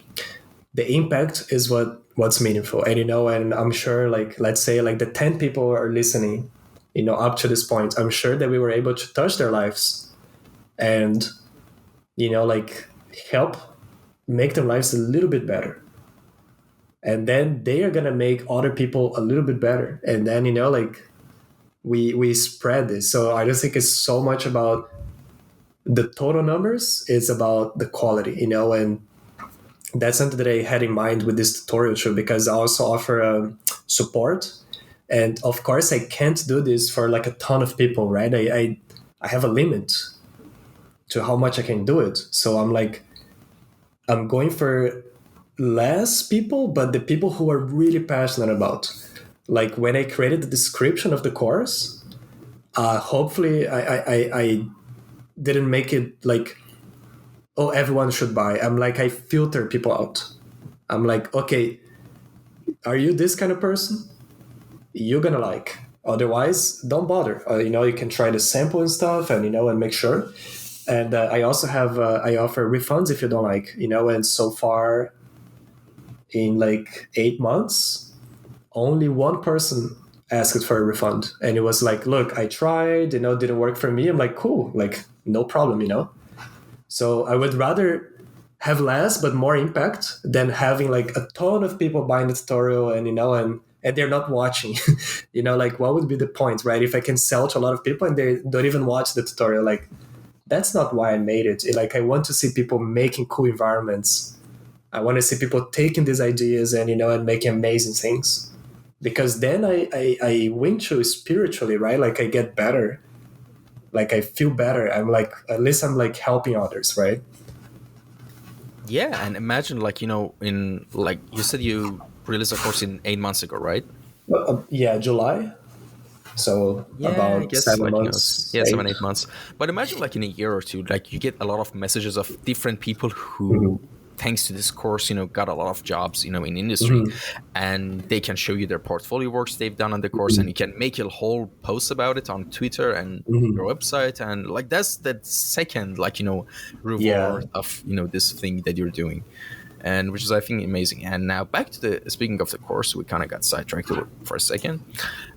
So yeah, I searched, I found his name. Mm-hmm. Then as soon as I found that, I was, trying to save his links for podcast, interview later on. I check people's links all the time, and I said, oh, there's a Mm-hmm. Gumroad, and I was like,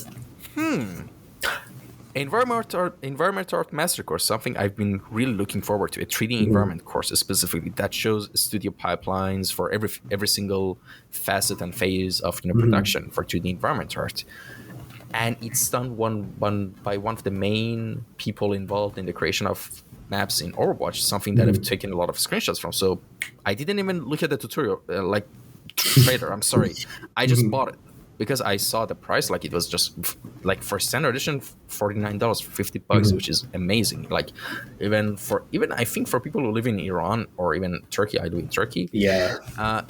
Sure, it's still pretty expensive, Well, but it's a huge. Listen, it's a huge investment, and I relatively, it's yeah, good. I Like know I'm not because being I've been biased. there Yeah. before, and I know I'm not like, because okay, the one, like, sorry to interrupt you, is just because I remember this story, and it was my very first job was I was working like an army recruitment office in Brazil, like a random job as an intern, and I was making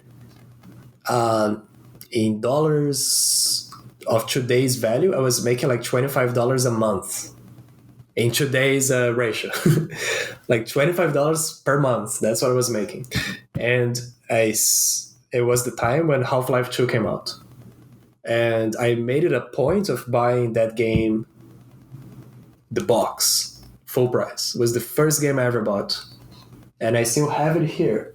I paid it was pretty much 1 month's salary, like the entire month. And my computer couldn't even run Half-Life 2 at the time. It took me about like 2 years after I got the game that I could run the game properly and I could play and I could see my maps.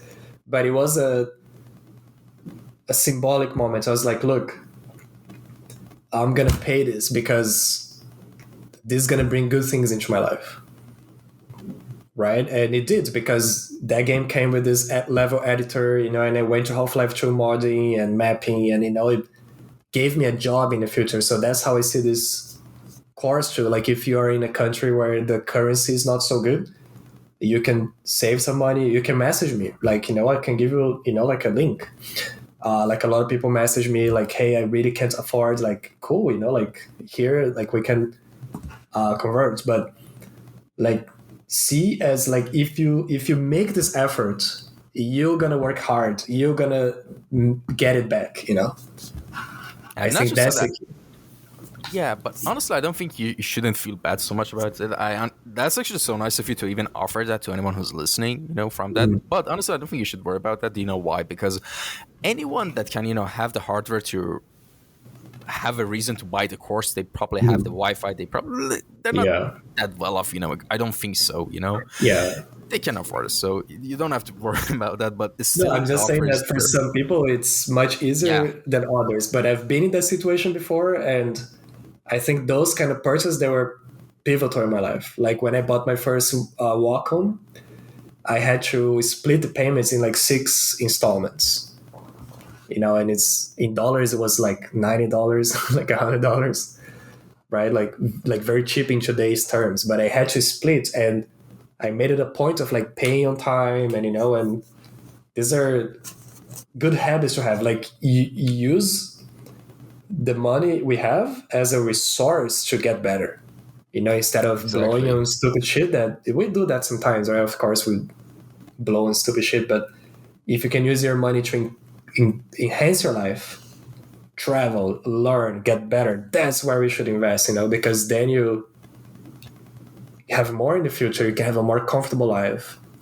You can help others. You can do the things you want to do, and it's a mindset. It's the abundance mindset, Yeah, right? It's and like, sorry, go ahead. no, sorry, go. No, I'm rambling. Go ahead. No, it's fine. No, please, do well. No, I'm done. All right, sure. All right, I continue. Sorry. Yeah, I was gonna say something. There's actually something I've been, thinking about as well, and I just noticed right now is, like, I'm gonna be honest. Like, I'm gonna be transparent and honest with everyone here. I've kind of been feeling really jealous these days. A lot random jealous thoughts about, like, Oh yeah. people, for example, who were born in different, like, better countries, Oh, I and had like those too when I was in Brazil. I know how it is. yeah, and But like that's your fire. That's the yeah, difference. That's what allowed me to do things that maybe here people were not able to do, because I yeah, had a reason to work harder than them. I was like, I don't want to live here anymore. Like, I want to have a better situation. I don't want to live with my family. I love my family, but it was hard to live. Everyone in a small apartment, people fighting, and you don't have freedom, to do the stuff you want. I didn't have a car if I wanted to travel or do something. So that's your difference. That's your fire. Like, use that to like work harder, to do your best. So it's a blessing. It's not a curse. yeah. You're absolutely right. But at some point, that could get could lead into a lot of pressure that could lead to depression naturally. But here's what I wanted to mention. After all these jealous thoughts, I was like, like, I'm 25 and a half, and yeah, I'm still not the place I am because I had to make a lot of different choices based on my situation, right? And I see, for example, someone who's like 22, 23 years old and is in California, who was born in USA, and they have their Yeah, they went to the art institute. They pro learned concept from artists people that at work at Blizzard. yeah, exactly. They're already pro. They have everything Mhm. they could want at the life, and I'm just an apprentice at this age Mhm. because of the situation. So I feel jealous. But here's the thing: if you look at it as a sprint, yeah, sure, it might look depressing, but life is, as cliche as it sounds, it's a marathon, and Mhm. all those shitty experiences you had, they kind of developed your character. They might Yeah, have given you a lot of PTSD, but at the same time, they also gave you a really messed up sense of humor. they give you Or at the same, flavor. yeah, exactly, a spice. And in a sense, in the long term, I think those type of characters could, I think, succeed a lot more. They have the potential to Mhm. succeed a lot more if they could realize that potential. If it doesn't just turn into 100%. depression. A hundred You know, percent. So how do you think it could turn into depression? this is like a huge topic, but to be honest, Mhm. like when constantly the situation doesn't really change that much, and Mhm. like especially where, like, since 2019, 2020, the world feels like is on a fever dream, like so many Mhm. weird things happening, Mhm. so many roadblocks, and when you're alone with your thoughts on this journey, Mhm. it's, trust me, sometimes your demons get a hold of you Yeah. sometimes. Mhm. And yeah, that's what I'm telling you, because of depression. Because grind, it leads to depression. Humans are not robots, unfortunately. No, it's about the balance. Like, we have to find that Yeah, balance. Like, you and need to work sometimes you hard, can't. Oh God. but then we have to find, right. Like, it's when we get unbalanced, like, of course, a lot of times it's much easier said than done because we are not even conscious about what's happening. right? Yeah. But that's when it pays off to go read some books about ancient philosophers. Plato, the Greek philosophers, they figured these things out. Seneca, like I love reading Plutarch, who was a Roman historian, and like he wrote this book, Roman Lives or Greek Lives. It's just biographies of like famous Roman figures, and he's comparing the characters. Like he always pairs two people with usually opposite characters. Like so one is like super right, and the other one is like super wrong. And he writes in a very like funny way and stuff. And then you start reading this stuff, and you see like first it puts your suffering into perspective. At least you don't have the Roman army like invading your town and like pillaging everything, right? So it's not that bad. And also you learn how other people, they were forced to overcome those situations. So usually when I fall into like a dark place, I go look for that kind of help, from like old texts, new texts as well, right? I just try to go for the stuff that's more like that stood the test of time. If something was written like 2,000 years ago and it's still being printed, like it stood the test of time, right? Like there is something there. It's not a waste. But yeah, I totally know. I know exactly where you're coming from. I had those moments. Sometimes I have those moments too. But with time, I think when you build your life, you build your career, like now I'm very happy to be at a place where it's much easier for me to find a new job now than it was before. If I'm not happy with my current job and I'm like, okay, I want to try something new, like I have a lot more options. And I think that's something that drives us to, like you want to have options. You don't want to be stuck in just one thing. The moment you have options, you can walk away, you have a certain sense of peace, and you worry less about stuff like imposter syndrome, like failing or like this kind of things, because but that's a process. You need to build that over time, and you can't fake it. You have to do the stuff because you can do. And the things that got me to this point were the really hard stuff. There was like as an example, like one map on Overwatch, Oasis. This map, when I worked on it, it destroyed me. Like it was a very hard moment in my life. Like I was going through like a divorce, like with my ex-wife of like 12 years. And then at the same time, it was a lot of pressure in that map because it was the first map that I got an entire area to work on as an environment art. So the deadline was very tight. It was the first time I was doing a map, and the concept was very hard because the idea of the map was like a futuristic Mesopotamia, like the Hanging Gardens of Mesopotamia. What would that look like? And to make matters worse, our concept artist quit at the time. So there was basically no concept art for this map. So to make that map, I went through hell. Like I had to go to therapy, not because of the map, but like I was at my limit there. I was like I there was one day that I got up and I couldn't get out of bed, and I was like, oh shit, now you understand like how people that have depression feel like. And I'm not like this, like the moment that happened, I looked for a therapist same day. And I'm like, I don't know, help me understand what the hell is happening with me, right? And then she helped me, like overcome that. It was amazing investment I made, few months, but learned so much, but so to make the story short, that map basically broke me apart. And then I put the pieces together. And then in the end, I made something. It's not my best work, it's some stuff there is a little dirty, but in context, that was the map that proved to myself that no matter how hard things get, I can do it. Even if I'm suffering, even if I have to go to hell, I can do it. But you have to you have to go through that challenge.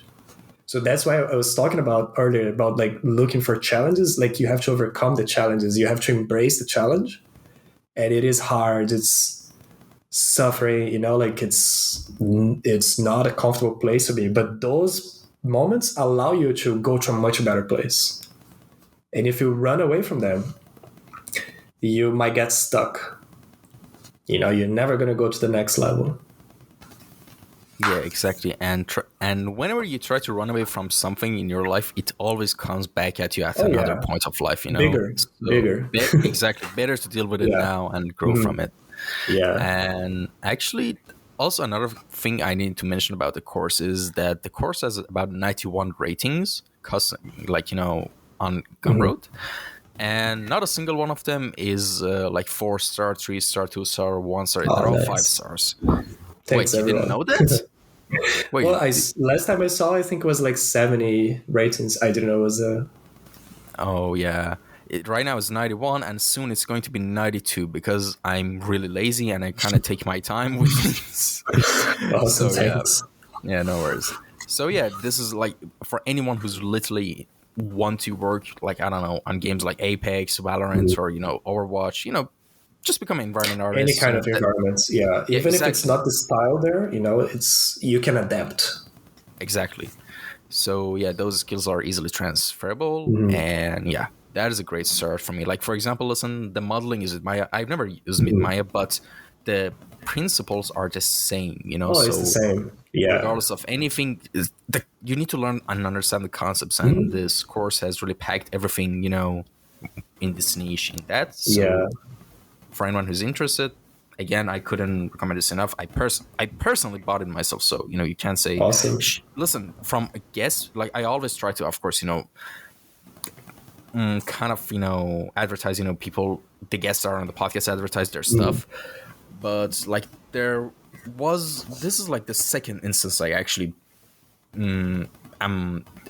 I bought the thing that I'm actually advertising. The first one was Cool. a German pixel artist who did like an Android retro pack for custom retro Oh, pack, like yes. icon pack. That was one of the things, but this is the second one. So yeah, I'm not just doing like a silly advertisement. I'm actually being serious.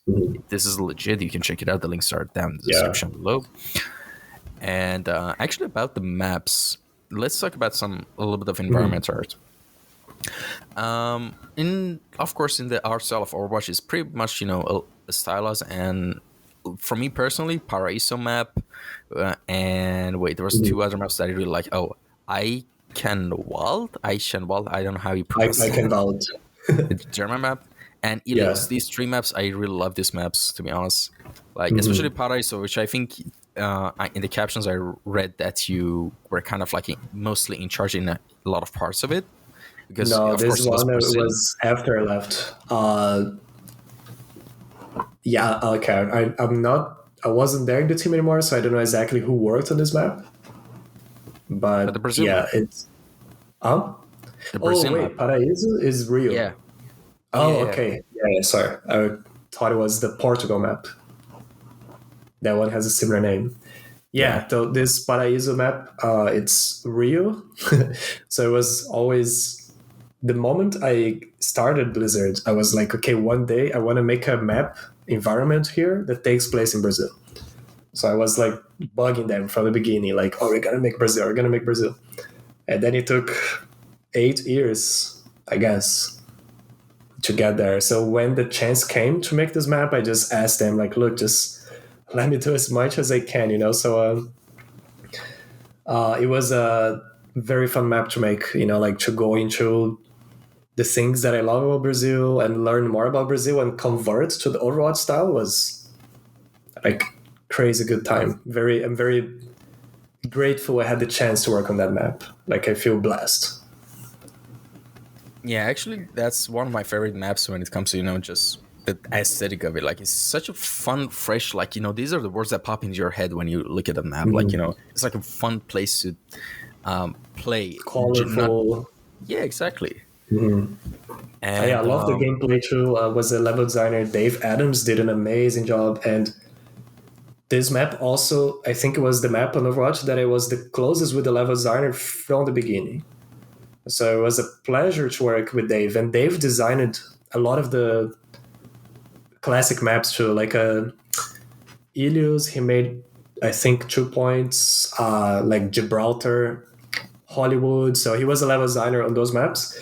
But Rio, like when we started working together, I would go to his desk every day and like do stuff like, oh, this street goes this way. I'm like, oh, can you make this street go the other way? Because then we can occlude these things better here. So it was a very fun map to work from the beginning. Like there's a lot of vertical action, and we play test a lot of this map. Like every day we would do a play test, and it would always feel right away. So that was a good sign when we were working on a map and you start a play test and the server would feel right away. We knew, okay, this is a good map. Because otherwise, like, okay, so people are not enjoying, the people in the team are not enjoying so much, we need to do some more work in there. Interesting. And you mentioned doing a map related to your own hometown. You're from Rio, right? No, it was, I've never been to Rio actually, but it's like in Brazil, every soap opera, every movie, takes place in Rio. So I've been there without being, it's like New York, right? Like we all been to New York, even if we've never been there. And speaking of that, actually, I kind of feel around 2-3 days ago, I had this sudden burst of inspiration about like the map environment I want to work on alongside your course. And I have the sketches here. I suddenly got super excited, and I started sketching environments based on my home. I can't see that the picture is a little blurry. Yeah, sorry. No, I think it's because of the it's the compression. Yeah, and not just but that's awesome to know you take inspiration from your place, because I think those are the most fun projects to make. It's just because it's really compressed, the picture right now. Yeah, so I kind of have this idea of like actually an Overwatch map, like a cargo map, in my head. It suddenly hit me because my hometown Shiraz is a very old city, so it's a kind of interesting city, Is it the one that has the market like open to the? A lot of those ancient old Iranian cities have those markets, but yes, Shiraz also has Silk Road. I don't think so. No, that's Isfahan. I think you're talking about. I think. Okay. And I'm not sure about that, by the way. But the thing is, Shiraz is an interesting place because you have things, places, and artifacts from many different historical periods. Like you have Persepolis, like 30 kilometers outside the city, which is from 2,500 years ago. You have stuff, buildings from and mansions from, Qajar dynasty, Pahlavi dynasty, Zand dynasty. All these different eras, like it's a fun, not in terms of interesting, sorry, funny is not really a good verb here. It's interesting, especially the city center, like from of course when I mention the names no one will probably understand, but from Molosadra Street, which is like a very like a technology hub of the city, which all the major hardware places, computer places, console, that's the place where you buy Vacom tablets, just the technological place of the city, and a lot of the main university of the city are around that area. And at the same time, when you move towards this street, you come to the Zand complex, which is like, oh my God, it's like it has a lot of historical castles, like Arki Karim Khan, which was the seat of the king of the Iran for a while. So there's a huge castle there. Then there's a lot of old houses, cities, and bazaars, and old bathhouses. Wow, and I'm looking at the pictures now, and it's like, so when I was working on Oasis, I looked at a lot of this, especially the mosque with the stained glass. Oh yeah, Nasrul Mosque, yes. So psychedelic, so beautiful. I tried to do that in the Oasis map, but I failed, so I reverted. But I tried to do like a room with those psychedelic Tinted colors. Glasses, yeah. Yeah, but it was getting too crazy, so I toned it down in the end. But it's wow, what a beautiful place to come from! Insane. And it's also is known as the city of gardens and wine. Yeah. But because of the whole Islamic thing, they don't really mention that a lot. And there's several layers of culture, right? Yeah, a lot. And there's actually it's city of poetry and wine and gardens, something like that. And there's a lot of Yeah, Shiraz famous, is wild, right? yeah, Shiraz. Very famous type. Yeah, and a lot of famous poets of Farsi, like Sadi and Hafiz, are from Shiraz as Mm-hmm. well. Their tombs are very famous landmarks. People go visit there. Mm-hmm. They're beautiful places. So I kind of, have this idea for this map to kind of have a microcosm of Shiraz in this map. Like, not a Mm-hmm. one-to-one scale of the place, but, The Disneyland version. yeah, kind of like that. Yeah, exactly. Mm-hmm. And I thought, I can in my head imagine like those historical places with all the gadgets and technological Mm-hmm. futuristic stuff like Overwatch all around the place, the crates Mm-hmm. and all that stuff. So I'm kind of, have this idea for now, and I'm trying to develop it and just do all That my sounds practices of awesome. the Yeah. course, and along the way. And of course, I'm a kind of person, I'm a geek when it comes to documenting things. I love Mm-hmm. documenting and archiving things. So as all the progress I make, I'm gonna document it, and of course, I'll Mm-hmm. share it with you as well. And That sounds awesome, man. yeah, that's a fun thing about your course, because yeah, sure, you have a example of the thing you're working on in terms of technicality, but Mm-hmm. it's not like, hey, make this project and boom, Yeah. it's over. Which of You course have those to figure courses, out by yourself. Like yeah, that's how you learn is when you figure out by yourself. yeah, exactly. Because of course, nothing bad about those courses. You still learn a lot about those courses, but when you Mm-hmm. want to actually like, it's the difference between having fish and learning how to fish, basically. Mm-hmm. That's how I see it. Yeah. And yeah, there's like, it has so many potential, and I think no one really took that type of concepts of like city and environments, kind of like Mm-hmm. from Iran, and of course Iran has a lot of amazing, huge digital Yeah. artists. Actually, like it's kind of a freaky thing. Like, Iran is under a lot of sanctions all this time, and Mm-hmm. in terms of technology, money, economy, but it still produces a lot of talented artists, in Yeah. comparison to other It's a countries, very rich nearby. place. In the mainstream media in the West, like they don't portray in the best way, but if you study a little bit of history, if you really look what's happening, it's an incredible place. Yeah, yeah, definitely. And there's like, other like, yeah, mainstream media of the West is like, just, Pure everyone is poison. NPC. We're just, Yeah, main characters. it's poison. That's what it Yeah. is. And yeah, just mainstream media in general, not just in Mhm. US, in any places. Just try to have your own critical thinking and just do Yeah, your own research and everything, it's very different in other places because here we got so on the open air TV. There's this Japanese channel NHK. So it's the international version, right? They make for the world. So it's in English, and sometimes I watch the news there, and it's very different. It's very informative. Like they inform, like I don't feel like they have an agenda to say one way or another. They kind of say, "Oh, here's what happened today," and this and that. But then a lot of the shows is like about food, about trains, about like information. Like you learn about different places, you learn about how people work, and it's a very different mindset. Like it's really a mindset of like informing instead of programming. Yeah, Of telling you exactly. what to think. Like they kind of give you the stuff, and if you like it, cool. If you don't, you watch something else. I've heard that about like that the Chinese version of TikTok in China apparently is much different Oh than yeah, the TikTok they it's export very to the rest of different. the world. Yeah, Here it's like only stupid shit, science but there they see experiments. like, oh, how good it is to be a soldier, and like, Yeah, and yeah, China is an interesting place as well. Like, as a joke, actually, I'm like, fun fact, as a joke, I'm actually learning it. I started learning a little bit of Chinese to prank one of my mm, Chinese friends as well. A bit like, and yeah, it's an interesting culture in itself as well. Like, but it's mm, been portrayed a lot, just not yeah, very nicely because of the governments and the stuff like that. But just look at the culture and people. Just differentiate government yeah, and people. Like, that's the main thing yeah, I would say. exactly, exactly. And yeah, there's a couple of other things I wanted to ask about, like, about your work when it comes to, working on Overwatch.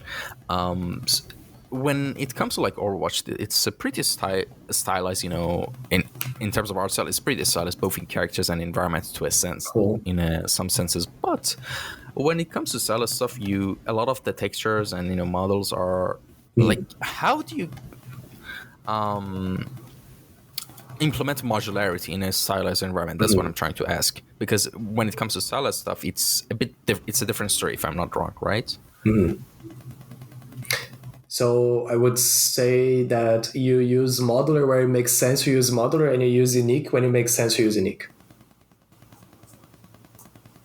So a lot of times, like if you're making a very custom building, like there's like very organic shapes, and because a lot of the buildings in Overwatch, they are there for level design, right? So sometimes the level designers, and they make really abstract shapes, and you have to dress them as, as something that makes sense, that looks like something. And it's an art form in itself, to figure out where you use modular, where you use unique. But this is a constant struggle. I don't have an answer for this. Let's say like use modular for this, use unique for this. Like even at work this week, I started blocking out like a map, and I was using a lot of modular pieces, and it just felt really slow. Like I was not enjoying so much. And I was like, okay, what if I do like I did on some other map before, and I just make a building topper in Maya?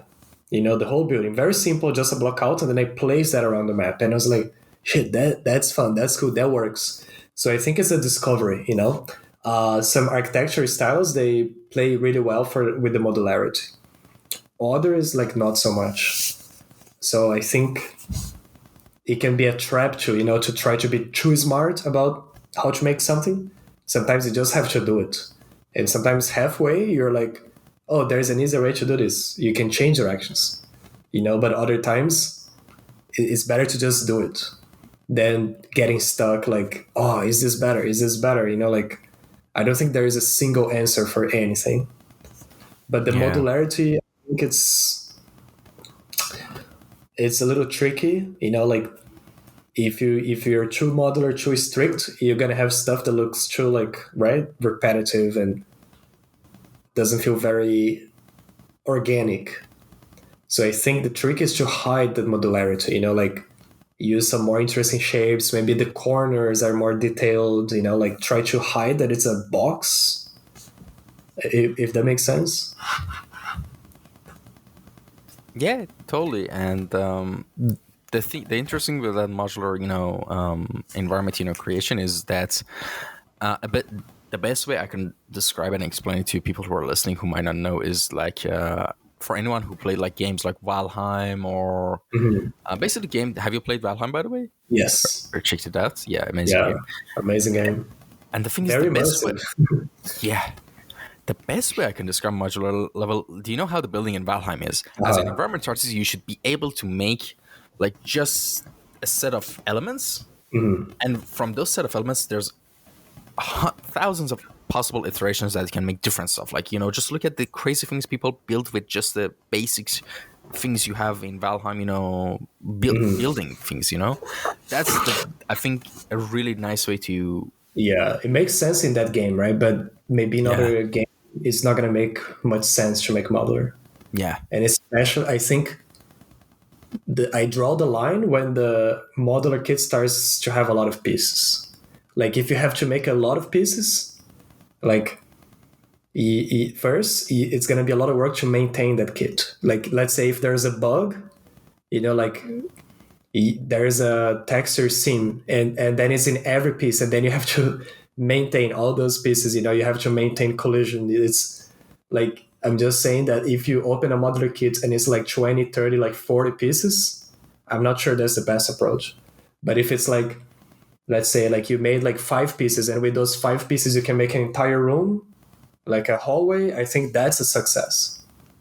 And a lot of times, so you can work in a modular way, but in a unique way. What I mean is, let's say you have a room and you need to make the modeling for that room. But let's say that it has like 3 doors and they're all in a different position. So if you make it modular, it means that you have to have a wall, a corner, and then you have to make 3 variations for doors, like it becomes annoying to maintain this kind of kits. So you can export that to Maya or whatever, Blender, and you can make it modular in Blender, in Maya, right? And then you export like a chunk, but you built it in a modular way. You're duplicating in the modeling editor. You still work in a modular way, but you're not exporting those little pieces. I think that's what kills me. Is like when you try to make an environment out of like tiny pieces. I can't work that way. Kills my motivation. Yeah, If I you know have what like you mean. wall and little window and then little window, like I prefer to just like for example the Spanish Town. I made a few building like complete buildings. I think I made 5 or 6 different buildings, and I made the entire map of those buildings. And I tried at some point to make it modular, to make like, oh, I'm gonna make like a storefront set and a corner and then a window, but it just looked super boring. It looked like a box, like didn't fit that style.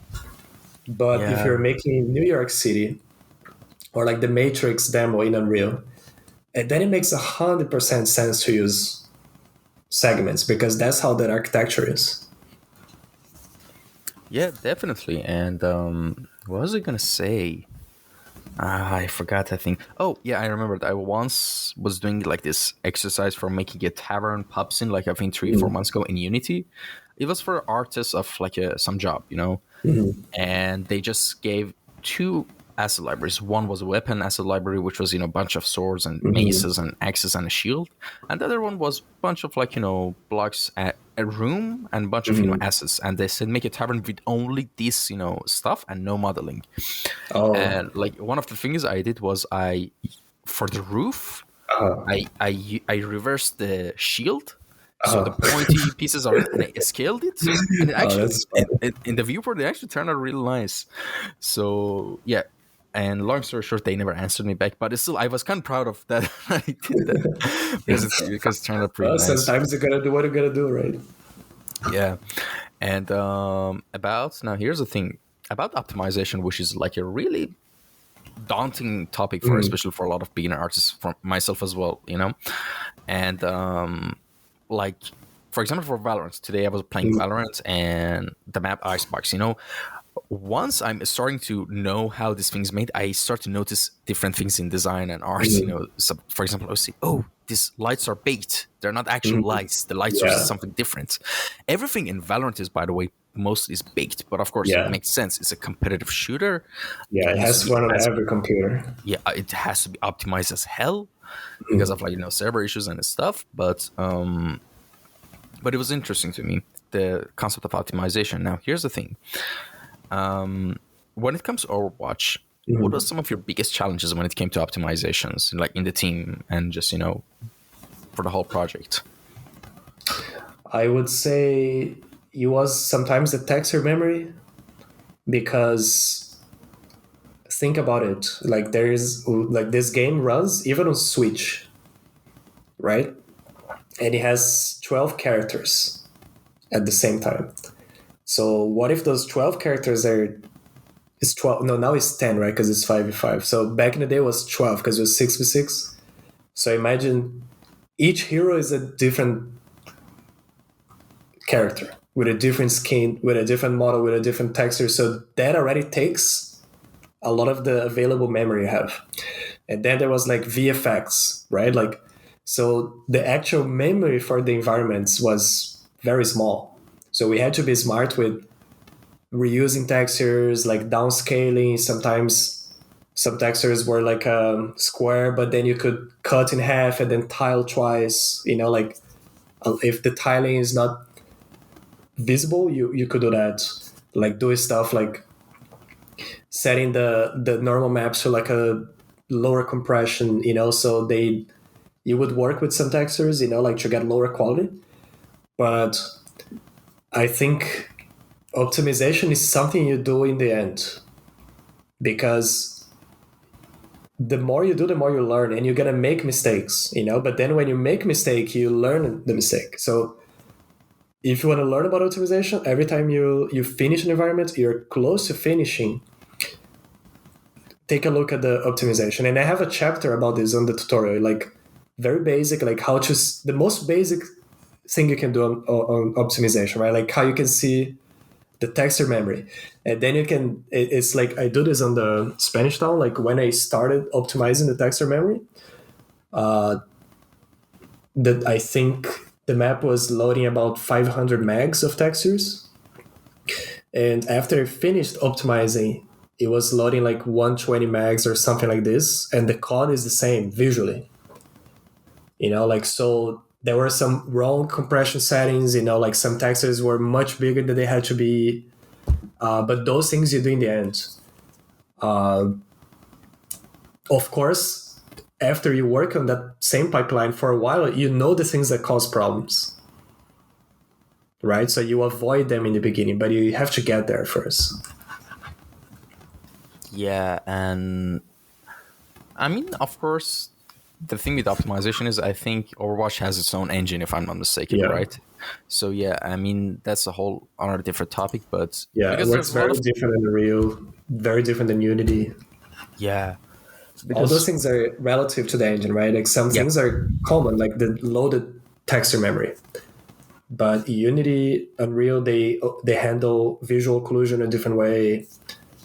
There's all those things, right? Like if the lighting is baked, it's very different than if the light is dynamic. There's different challenges, so you just have to learn. But it's fun because then you learn more about the engine, you learn more about rendering.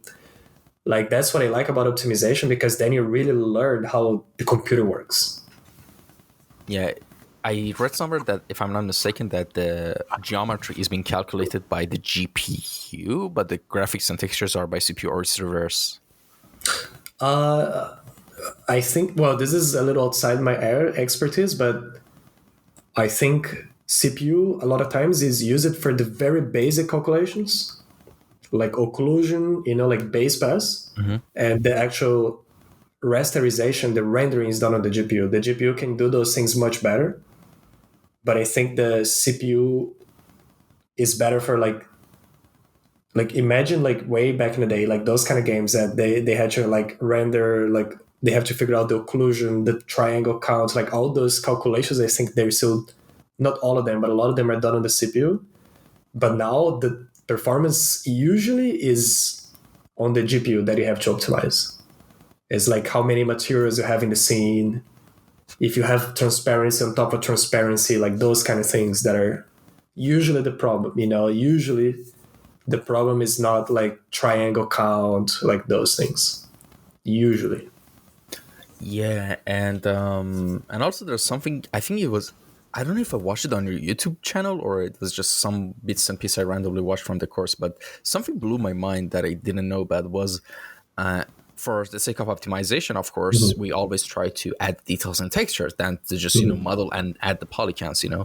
So at one point, for some, instead of sculpting, you actually use some decals for some corners and edges of the Yeah. building. So I was like, Yeah. wow, you don't even You need can to fake sculpt. details, right? That's like Yeah. how I think this comes from a lot of older games. So if you played a Fallout 3, Oh yeah, I love Fallout. Yeah. yeah, so they use the hell out of this technique. Like every corner, it's broken, but it's a decal. It's the same idea. Yeah. It's an old idea, right? And you can fake a lot with decals, and the good thing is you can reuse them. So if you make one broken corner, you can make a lot of buildings with the broken corners. Yeah. So it's all Exactly. about faking that illusion. Like how can you get to your result faster, right? Like with less work, so you can get more results. Yeah. And all right. So have you ever used your dreams or any of your have you ever used your dreams as source for your inspirations on in your any of your works? Like, Oh, for sure. oh, could you tell us? Yeah. Especially on the VR stuff I'm working on now, there's a lot of stuff that comes from the dream world, let's say, like a bit more. Because the VR has this, you have the presence, right? So I think the cool thing about VR is you can go somewhere where you can't in the physical world. And I'm not interested in VR in like killing robots or shooting at zombies. Like that stuff doesn't interest me. But if I can go some other dimension, some other place, like some artist creation, right? Like that's what interests me about it. A lot of times I kind of see the map in my dreams. When I work on a map, and then I see some flashes of the map in my dream and stuff. But I definitely part of my creative process, is the visualization. We have this faculty and then we can develop it. The third eye, like the inner vision. If you can create that first, it's much easier when you sit down the computer to materialize it. Yeah, exactly. And I kind of tend to have a lot of my own ideas, for my personal Mhm. things, from my dreams as well throughout the years. So that's actually an interesting like question I ask people, because the answers are always way different than each other. Oh yeah. So yeah. And all right, the next question is, who are some of your favorite artists and designers that have inspired you the most? Hmm. It changes so a lot, depends on the phase I am. Like I don't like to say that like, oh, one person, another person, like it's like now I'm more into, I don't know, some Japanese like manga artists from the 90s. But then like a year ago I was doing a lot of I was studying a lot about architecture, like Frank Gehry. uh, I have the book there. Anyways, I can never remember his name. Like Miles, like Zaha Hadid as well. I got like 4 books on like Zaha Hadid makes this very organic like architecture. So it changes a lot, right? Like when I was working on Rome, I was going to this in the Rome map. I was studying like Vitruvius, these old artists. But in terms of you, the question was inspired me. I would say it was the people in the community that got jobs, like in the Counter-Strike community. So a lot of people from the like communities I used to go in the past, like one is called Mapcore. There was another one in Brazil, Level Design, made in Brazil. So those people, they started getting jobs, and I was like, oh shit, so I can get a job too, because I see the path, and then I could see like how they were creating textures one way and like learning from them, right? But I'm very lucky that I got to work with a lot of those at Blizzard. So I'm very blessed, like a lot of the artists that I looked up to, I got to work with them at Blizzard. And I got to learn from them, and I got to collaborate, and we got to create together. So that was a very special gift, let's say, like a blessing, that I'm very grateful that I had the chance. All right.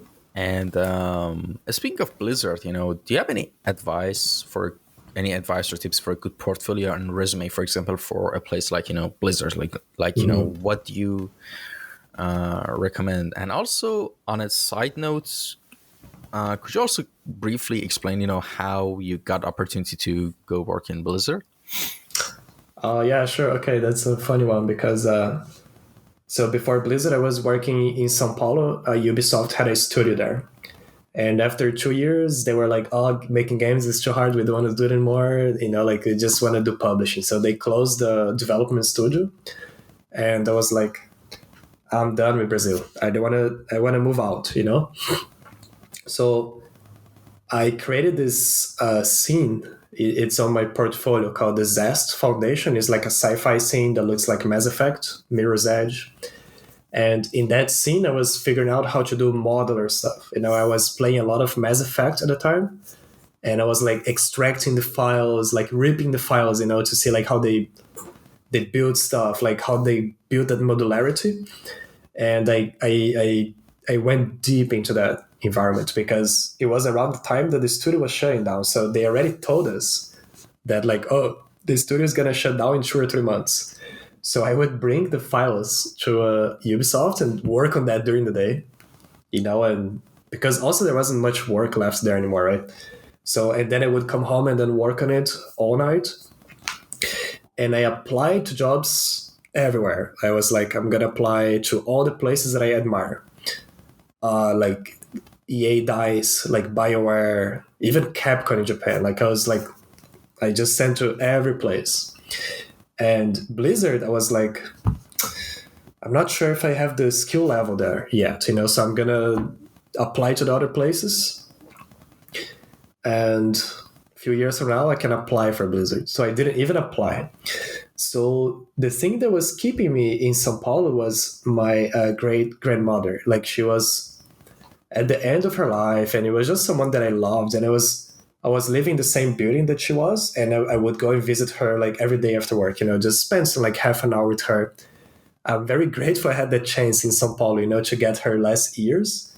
But I was always like, I'm not gonna move out, while she's here, because like I knew the importance of the company, with her, and I enjoyed her company so much. So she passed away a few months after Ubisoft closed, I think. And we had the burial, the how do you call it in English? You know what I mean, burial, right? I think. Yeah. Yeah. So we had the burial, and then I came home, and I opened my email, and there was an email from a recruiter from Blizzard. And he was like, "Oh, I saw your work, and I think it matches what we are doing here. Would you like to do an art test?" And then I took that as a sign. It's like, I think the universe, whatever you want to call it, is always speaking to us through like these coincidences, like through these like signs. I completely agree with you. Right? Like if you just follow the signs, you get where you need to go. Like, and the times we don't listen to those signs, we usually get fucked. We learn the hard way. But there is something that helps us. I don't know if it's like guides, something out there is helping us. And so I was like, of course, and I even remember I asked a friend that worked at Blizzard, like, hey, do you think I'm good enough to work at Blizzard? He was like, oh no, you need to get some more skills. And but then I got the message right from the recruiter, and I worked really hard on this art test, and then I came here for an interview. And I also got very lucky because they didn't do a phone interview with me at the time. Like, I think they forgot. And I would probably have failed because my English was not good at all at the time. Like, spoken English wasn't fluent. So I came here for the interview, and it was like amazing. Like, I connected with everyone right away, and they gave me the contract even before the interview was done. They were like, "Oh, you work, like, we love you and stuff," and they even gave a little bit more than I asked. Like, they were like, "Dude, you asked too little." Like, they gave a bit more. So that was a really good start of a relationship. So that's another sign too. If the company is trying to negotiate down, like, keep an eye out for that. Yeah, you're just a cog in their wheels, and you're easily replaceable. Yeah. I know it's a very different place now, like a different world. Companies change, but at that time, that was the mindset, and I think that's why I was so happy there for so long. Like, there was a sense of community, everyone working together and friends, and like they love to say it's a family, and it felt like one. So the other question was like, I don't know how you get a job there, and I get asked this a lot of times, and you see like how it happened to me, right? I think it's like you have to do work that makes you stand out, and when the chance comes, you need to be ready for it. But those two elements need to be there. If there is no job opening, like, how are you going to get hired? But then if the job is open and you're not prepared, it's not going to happen. But it's like an old phrase that luck is when preparation, opportunity meet. Mm-hmm. Right? And then you say like, oh, I was lucky, right? So that's what happened to me. You can say, oh, I was lucky, but it's because I was prepared for the opportunity that showed in that moment. I created this modular map, pushed my skills much farther than I had before. And this map got famous, like, got some popularity in the community. I also wrote a tutorial. It's on my website, like how to make modular environments. And to this day, like, when I go to GDC or like when I travel to conferences, there's always someone that comes to me and like, dude, I thank you so much. That tutorial is what helped me get a job, So those are the things you do that, that create your value, let's say, your market value. Because a company is only going to hire you if you have a value. If you're going to bring more value, then they pay you.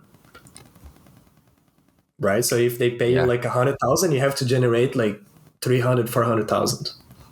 Because otherwise it's not economic reasonable, right? Yeah. And by the way, on your portfolio, you only had that, as you mentioned, like, Zest Foundation project, Mhm. or was there other projects as well?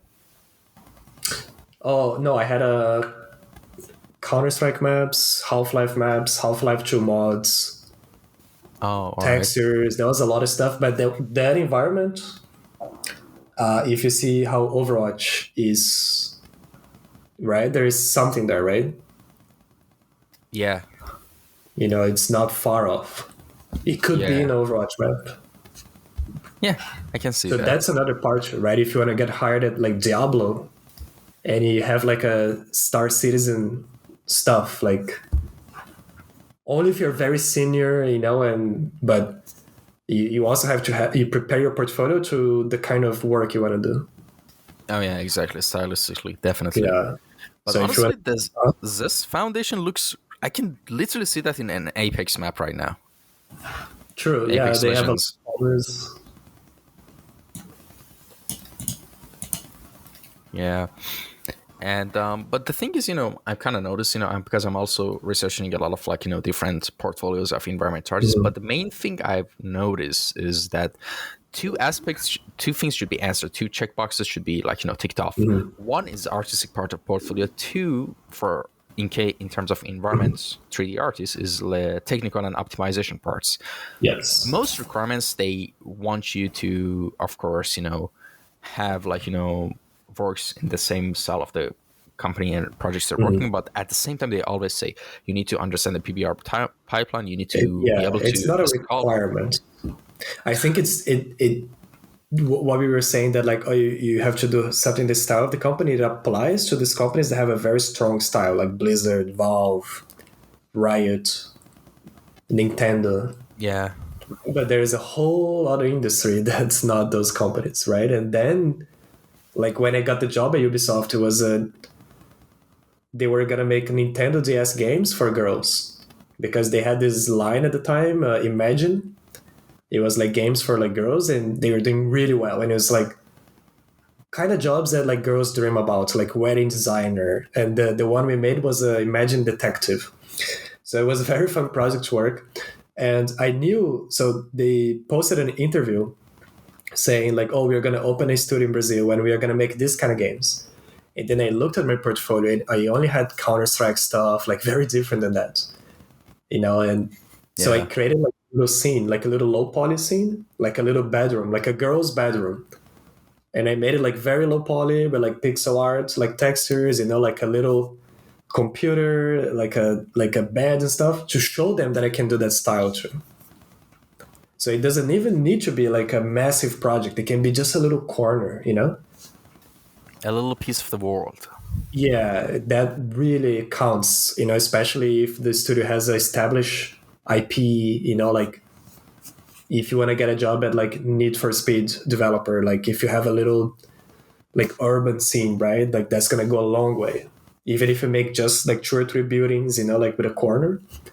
But if you can show them you can do that job, that increases your chances like exponentially.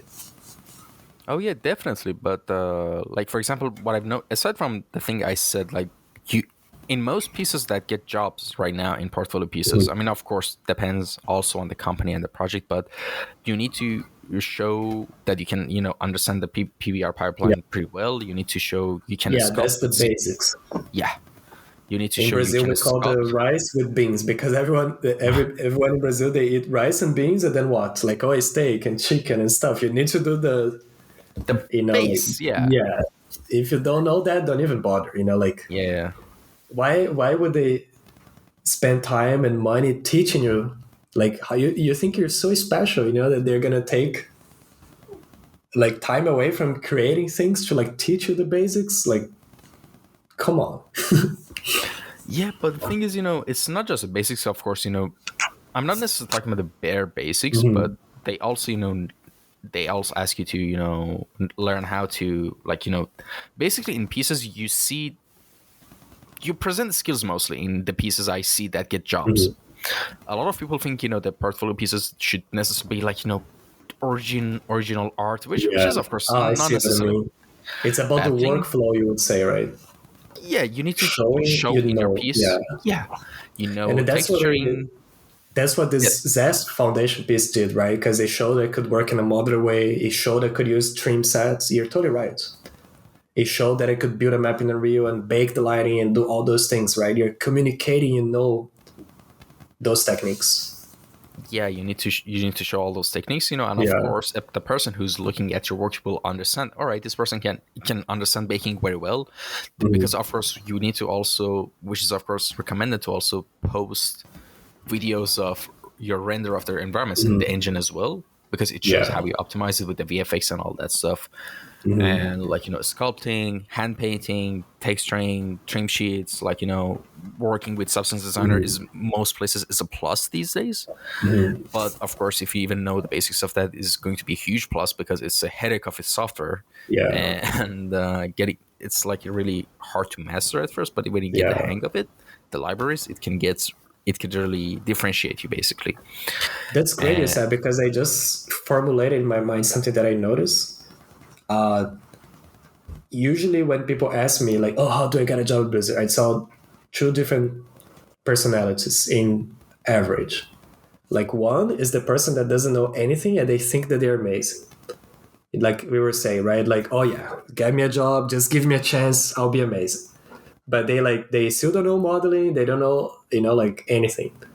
And then the other people that are like eager and they like, look, I want to add value. I want to join the team and I want to learn.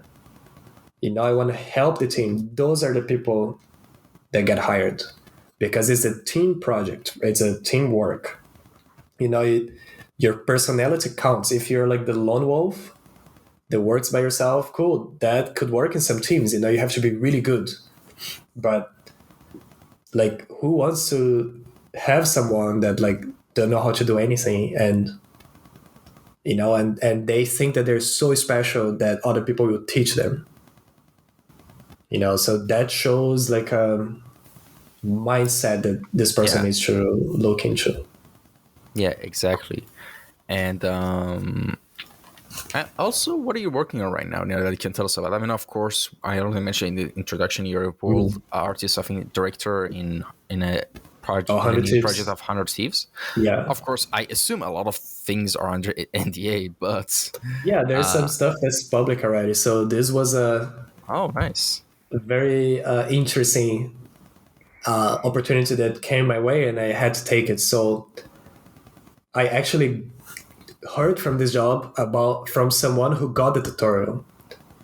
So he's actually a programmer. So he got the tutorial, and he's a programmer. He also makes some art and stuff. He can make he can make full games by himself. And he was at Activision before, like super experienced.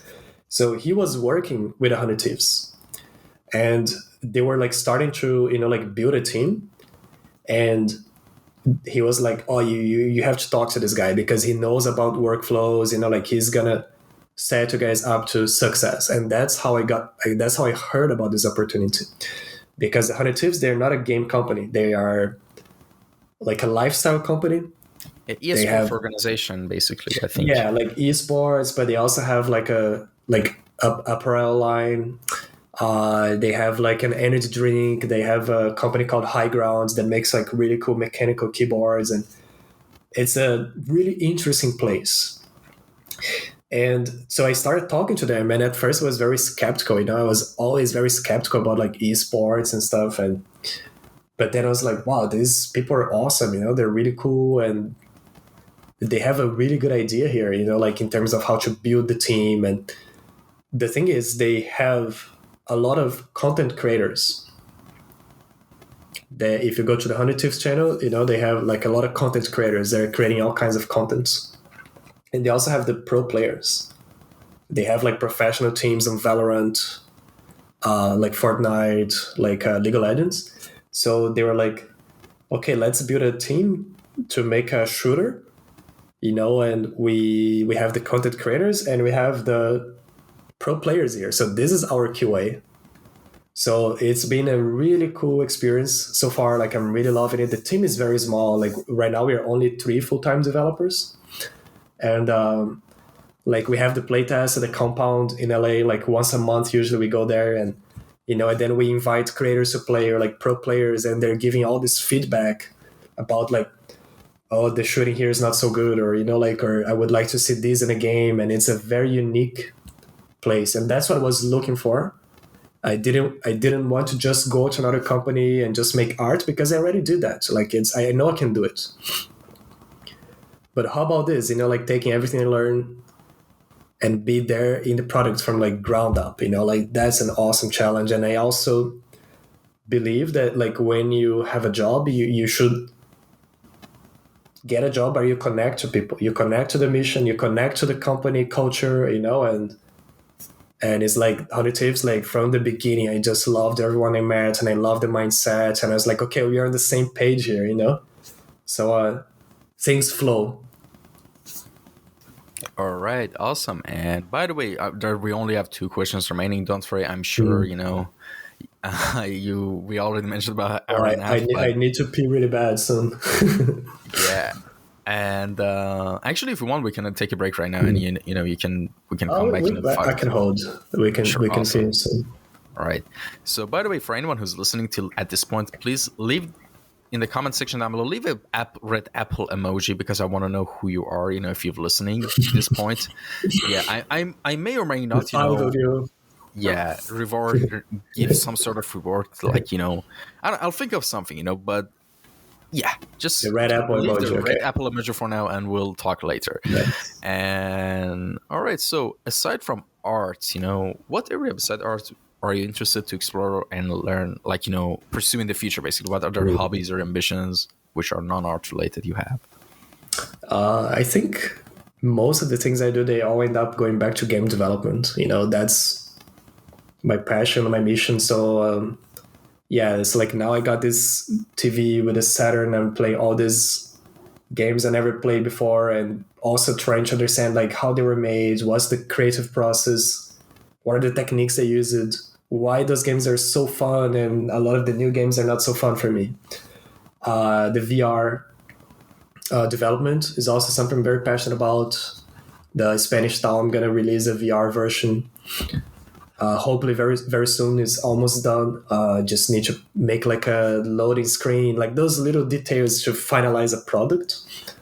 But yeah, like my goal in the future is, like to have my own home, like grow my trees, grow my plants, like build a family and just live a good life, and take it as it comes. Like new interests show up, and it's like new technologies are going to show up, and, and I want to stay at the top of my game. So I want to keep learning, getting better, like I don't want to become a dinosaur 20 years from now. 20 years from now, I want to be in the same modes that I am now, of like learning and trying to stay on the cutting edge, like what's new, but also using the simple techniques that work. Yeah, and well, we've reached the final question and section of the podcast, which is called Time Capsule. And actually, just a fun fact, the longest ever podcast was 2 hours and 44 minutes. Oh, so really? Yeah, so we're pretty close. Yeah, we got pretty close. Yeah. Okay. And so all right, so I think it's kind of self-explanatory what the time capsule could be, but all right, let me explain what the scenario is.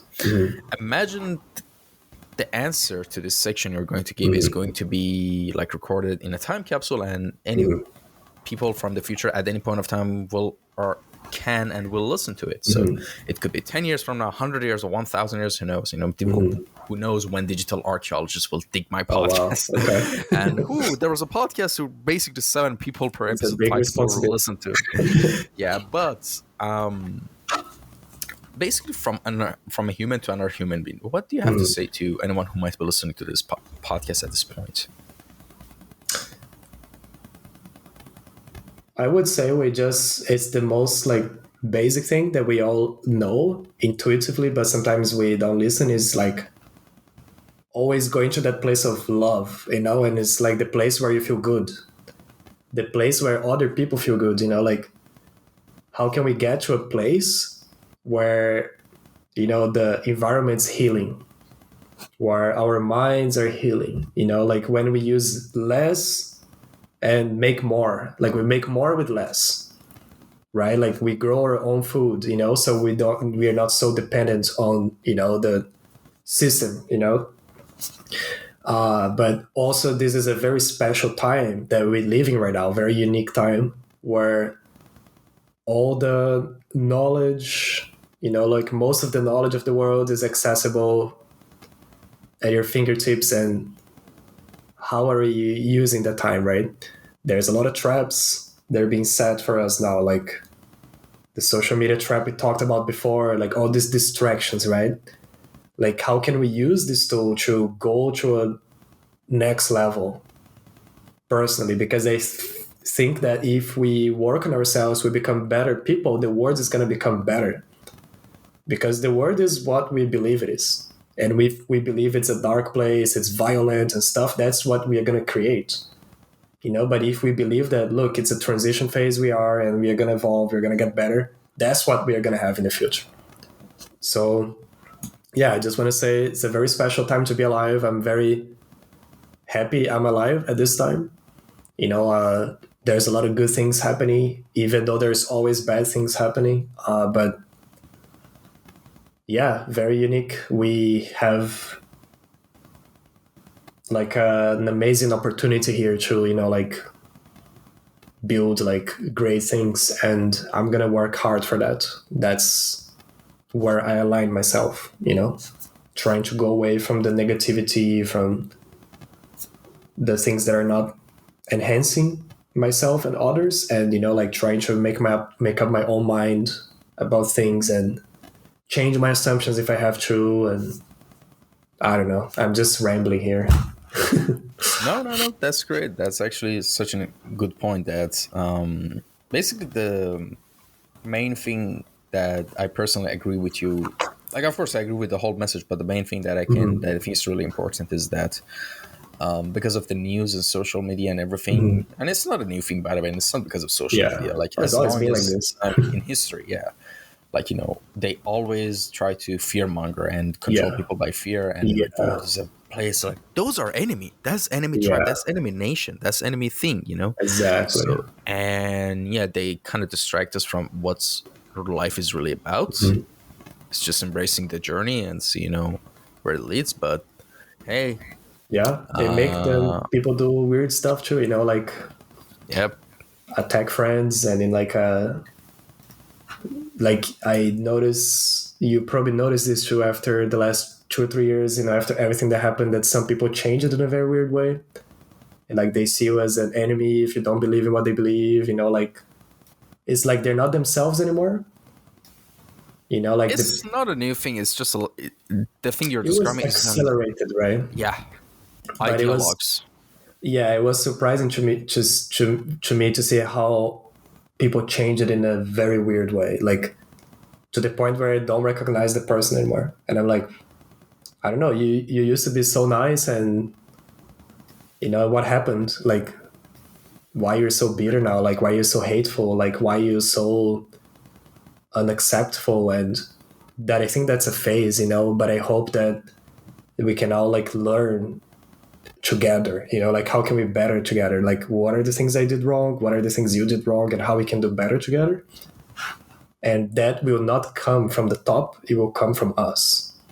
It will not come from the media. It will not come from government. It will not come from the companies. Quite the opposite. This will come from each one of us, like little by little, we are going to get to this place.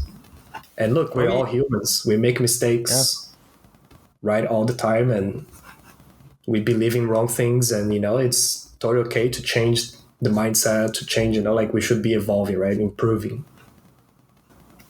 Yeah, and I guess in a sense that's the whole point of life, evolution. And to be honest, yeah, what you're describing is actually ideologues. We're close-minded, and the weird thing is, as soon as you disagree with them or don't take the same stance as them, they quickly assume you're on the opposite side of them. Oh, you're not a Democrat, you're Republican. Oh, you listen to Jordan Peterson, you must be like this, or you listen to that person or that person. Like, when I run into someone like this now, I I like, oh, okay, cool. Like I Have a don't good day. engage, because if you engage, Exactly. you increase that behavior. Yeah. But then if you leave them be, like hopefully they come to their senses. And there is a phrase I remember now that people go mad in groups, but they come back to their senses individually. Oh, that's You such a know, yeah. Because humans by nature are like pretty social creatures, tribal creatures. there's always some craziness happening, right? Like witch Yeah. hunts in the Middle Eastern, like crusades, tulip bubble. Like there's always the popular madnesses, right? But I think we are here on this earth to improve, to get better. Yeah, It's a exactly. And school, you know. yeah, and let's make this place better because in next life, True. whenever we end up, wherever we end up is going to be a nice place as well. Yeah, Equalize opportunities. That's I yeah, think should be a good model. yeah. I And agree. with that being said, this was actually one of the most interesting and thoughtful episodes out of all episodes I've Awesome. done. Like Thank you so legit, much, honestly, Valentin. It was a great my time. pleasure. It was, Yeah, pleasure's let's stay mine. in touch. And You're an awesome guy. It of was course, awesome conversation. Really enjoyed it. 100%. And where can people contact you if they had any questions? Is your Instagram account okay? Sure. Like Instagram, Twitter, my website, I think has all the links. Email? So Yeah. yeah, go to my website and you're gonna find there. Is at thiagoklafke.com. Yeah, I put And the you link in said the the link description. is, Yeah. yeah. From there you can find all this stuff. And that's about it. Thank you again so much for coming Awesome. by. And And thank you thanks to everyone for anyone. watching. Yeah. Yeah. And thank you to anyone watching. Don't forget the red apple emoji. Yeah. And it doesn't matter on Castbox, YouTube, Instagram. Yeah. I'll check them. Trust me. Don't worry. And with that being said, take care, stay Awesome. safe, and until next Thank you so episode. much, Valentin. Bye bye. And good luck My with the pleasure. podcast. See you. Bye bye. Yeah, thank you. Bye.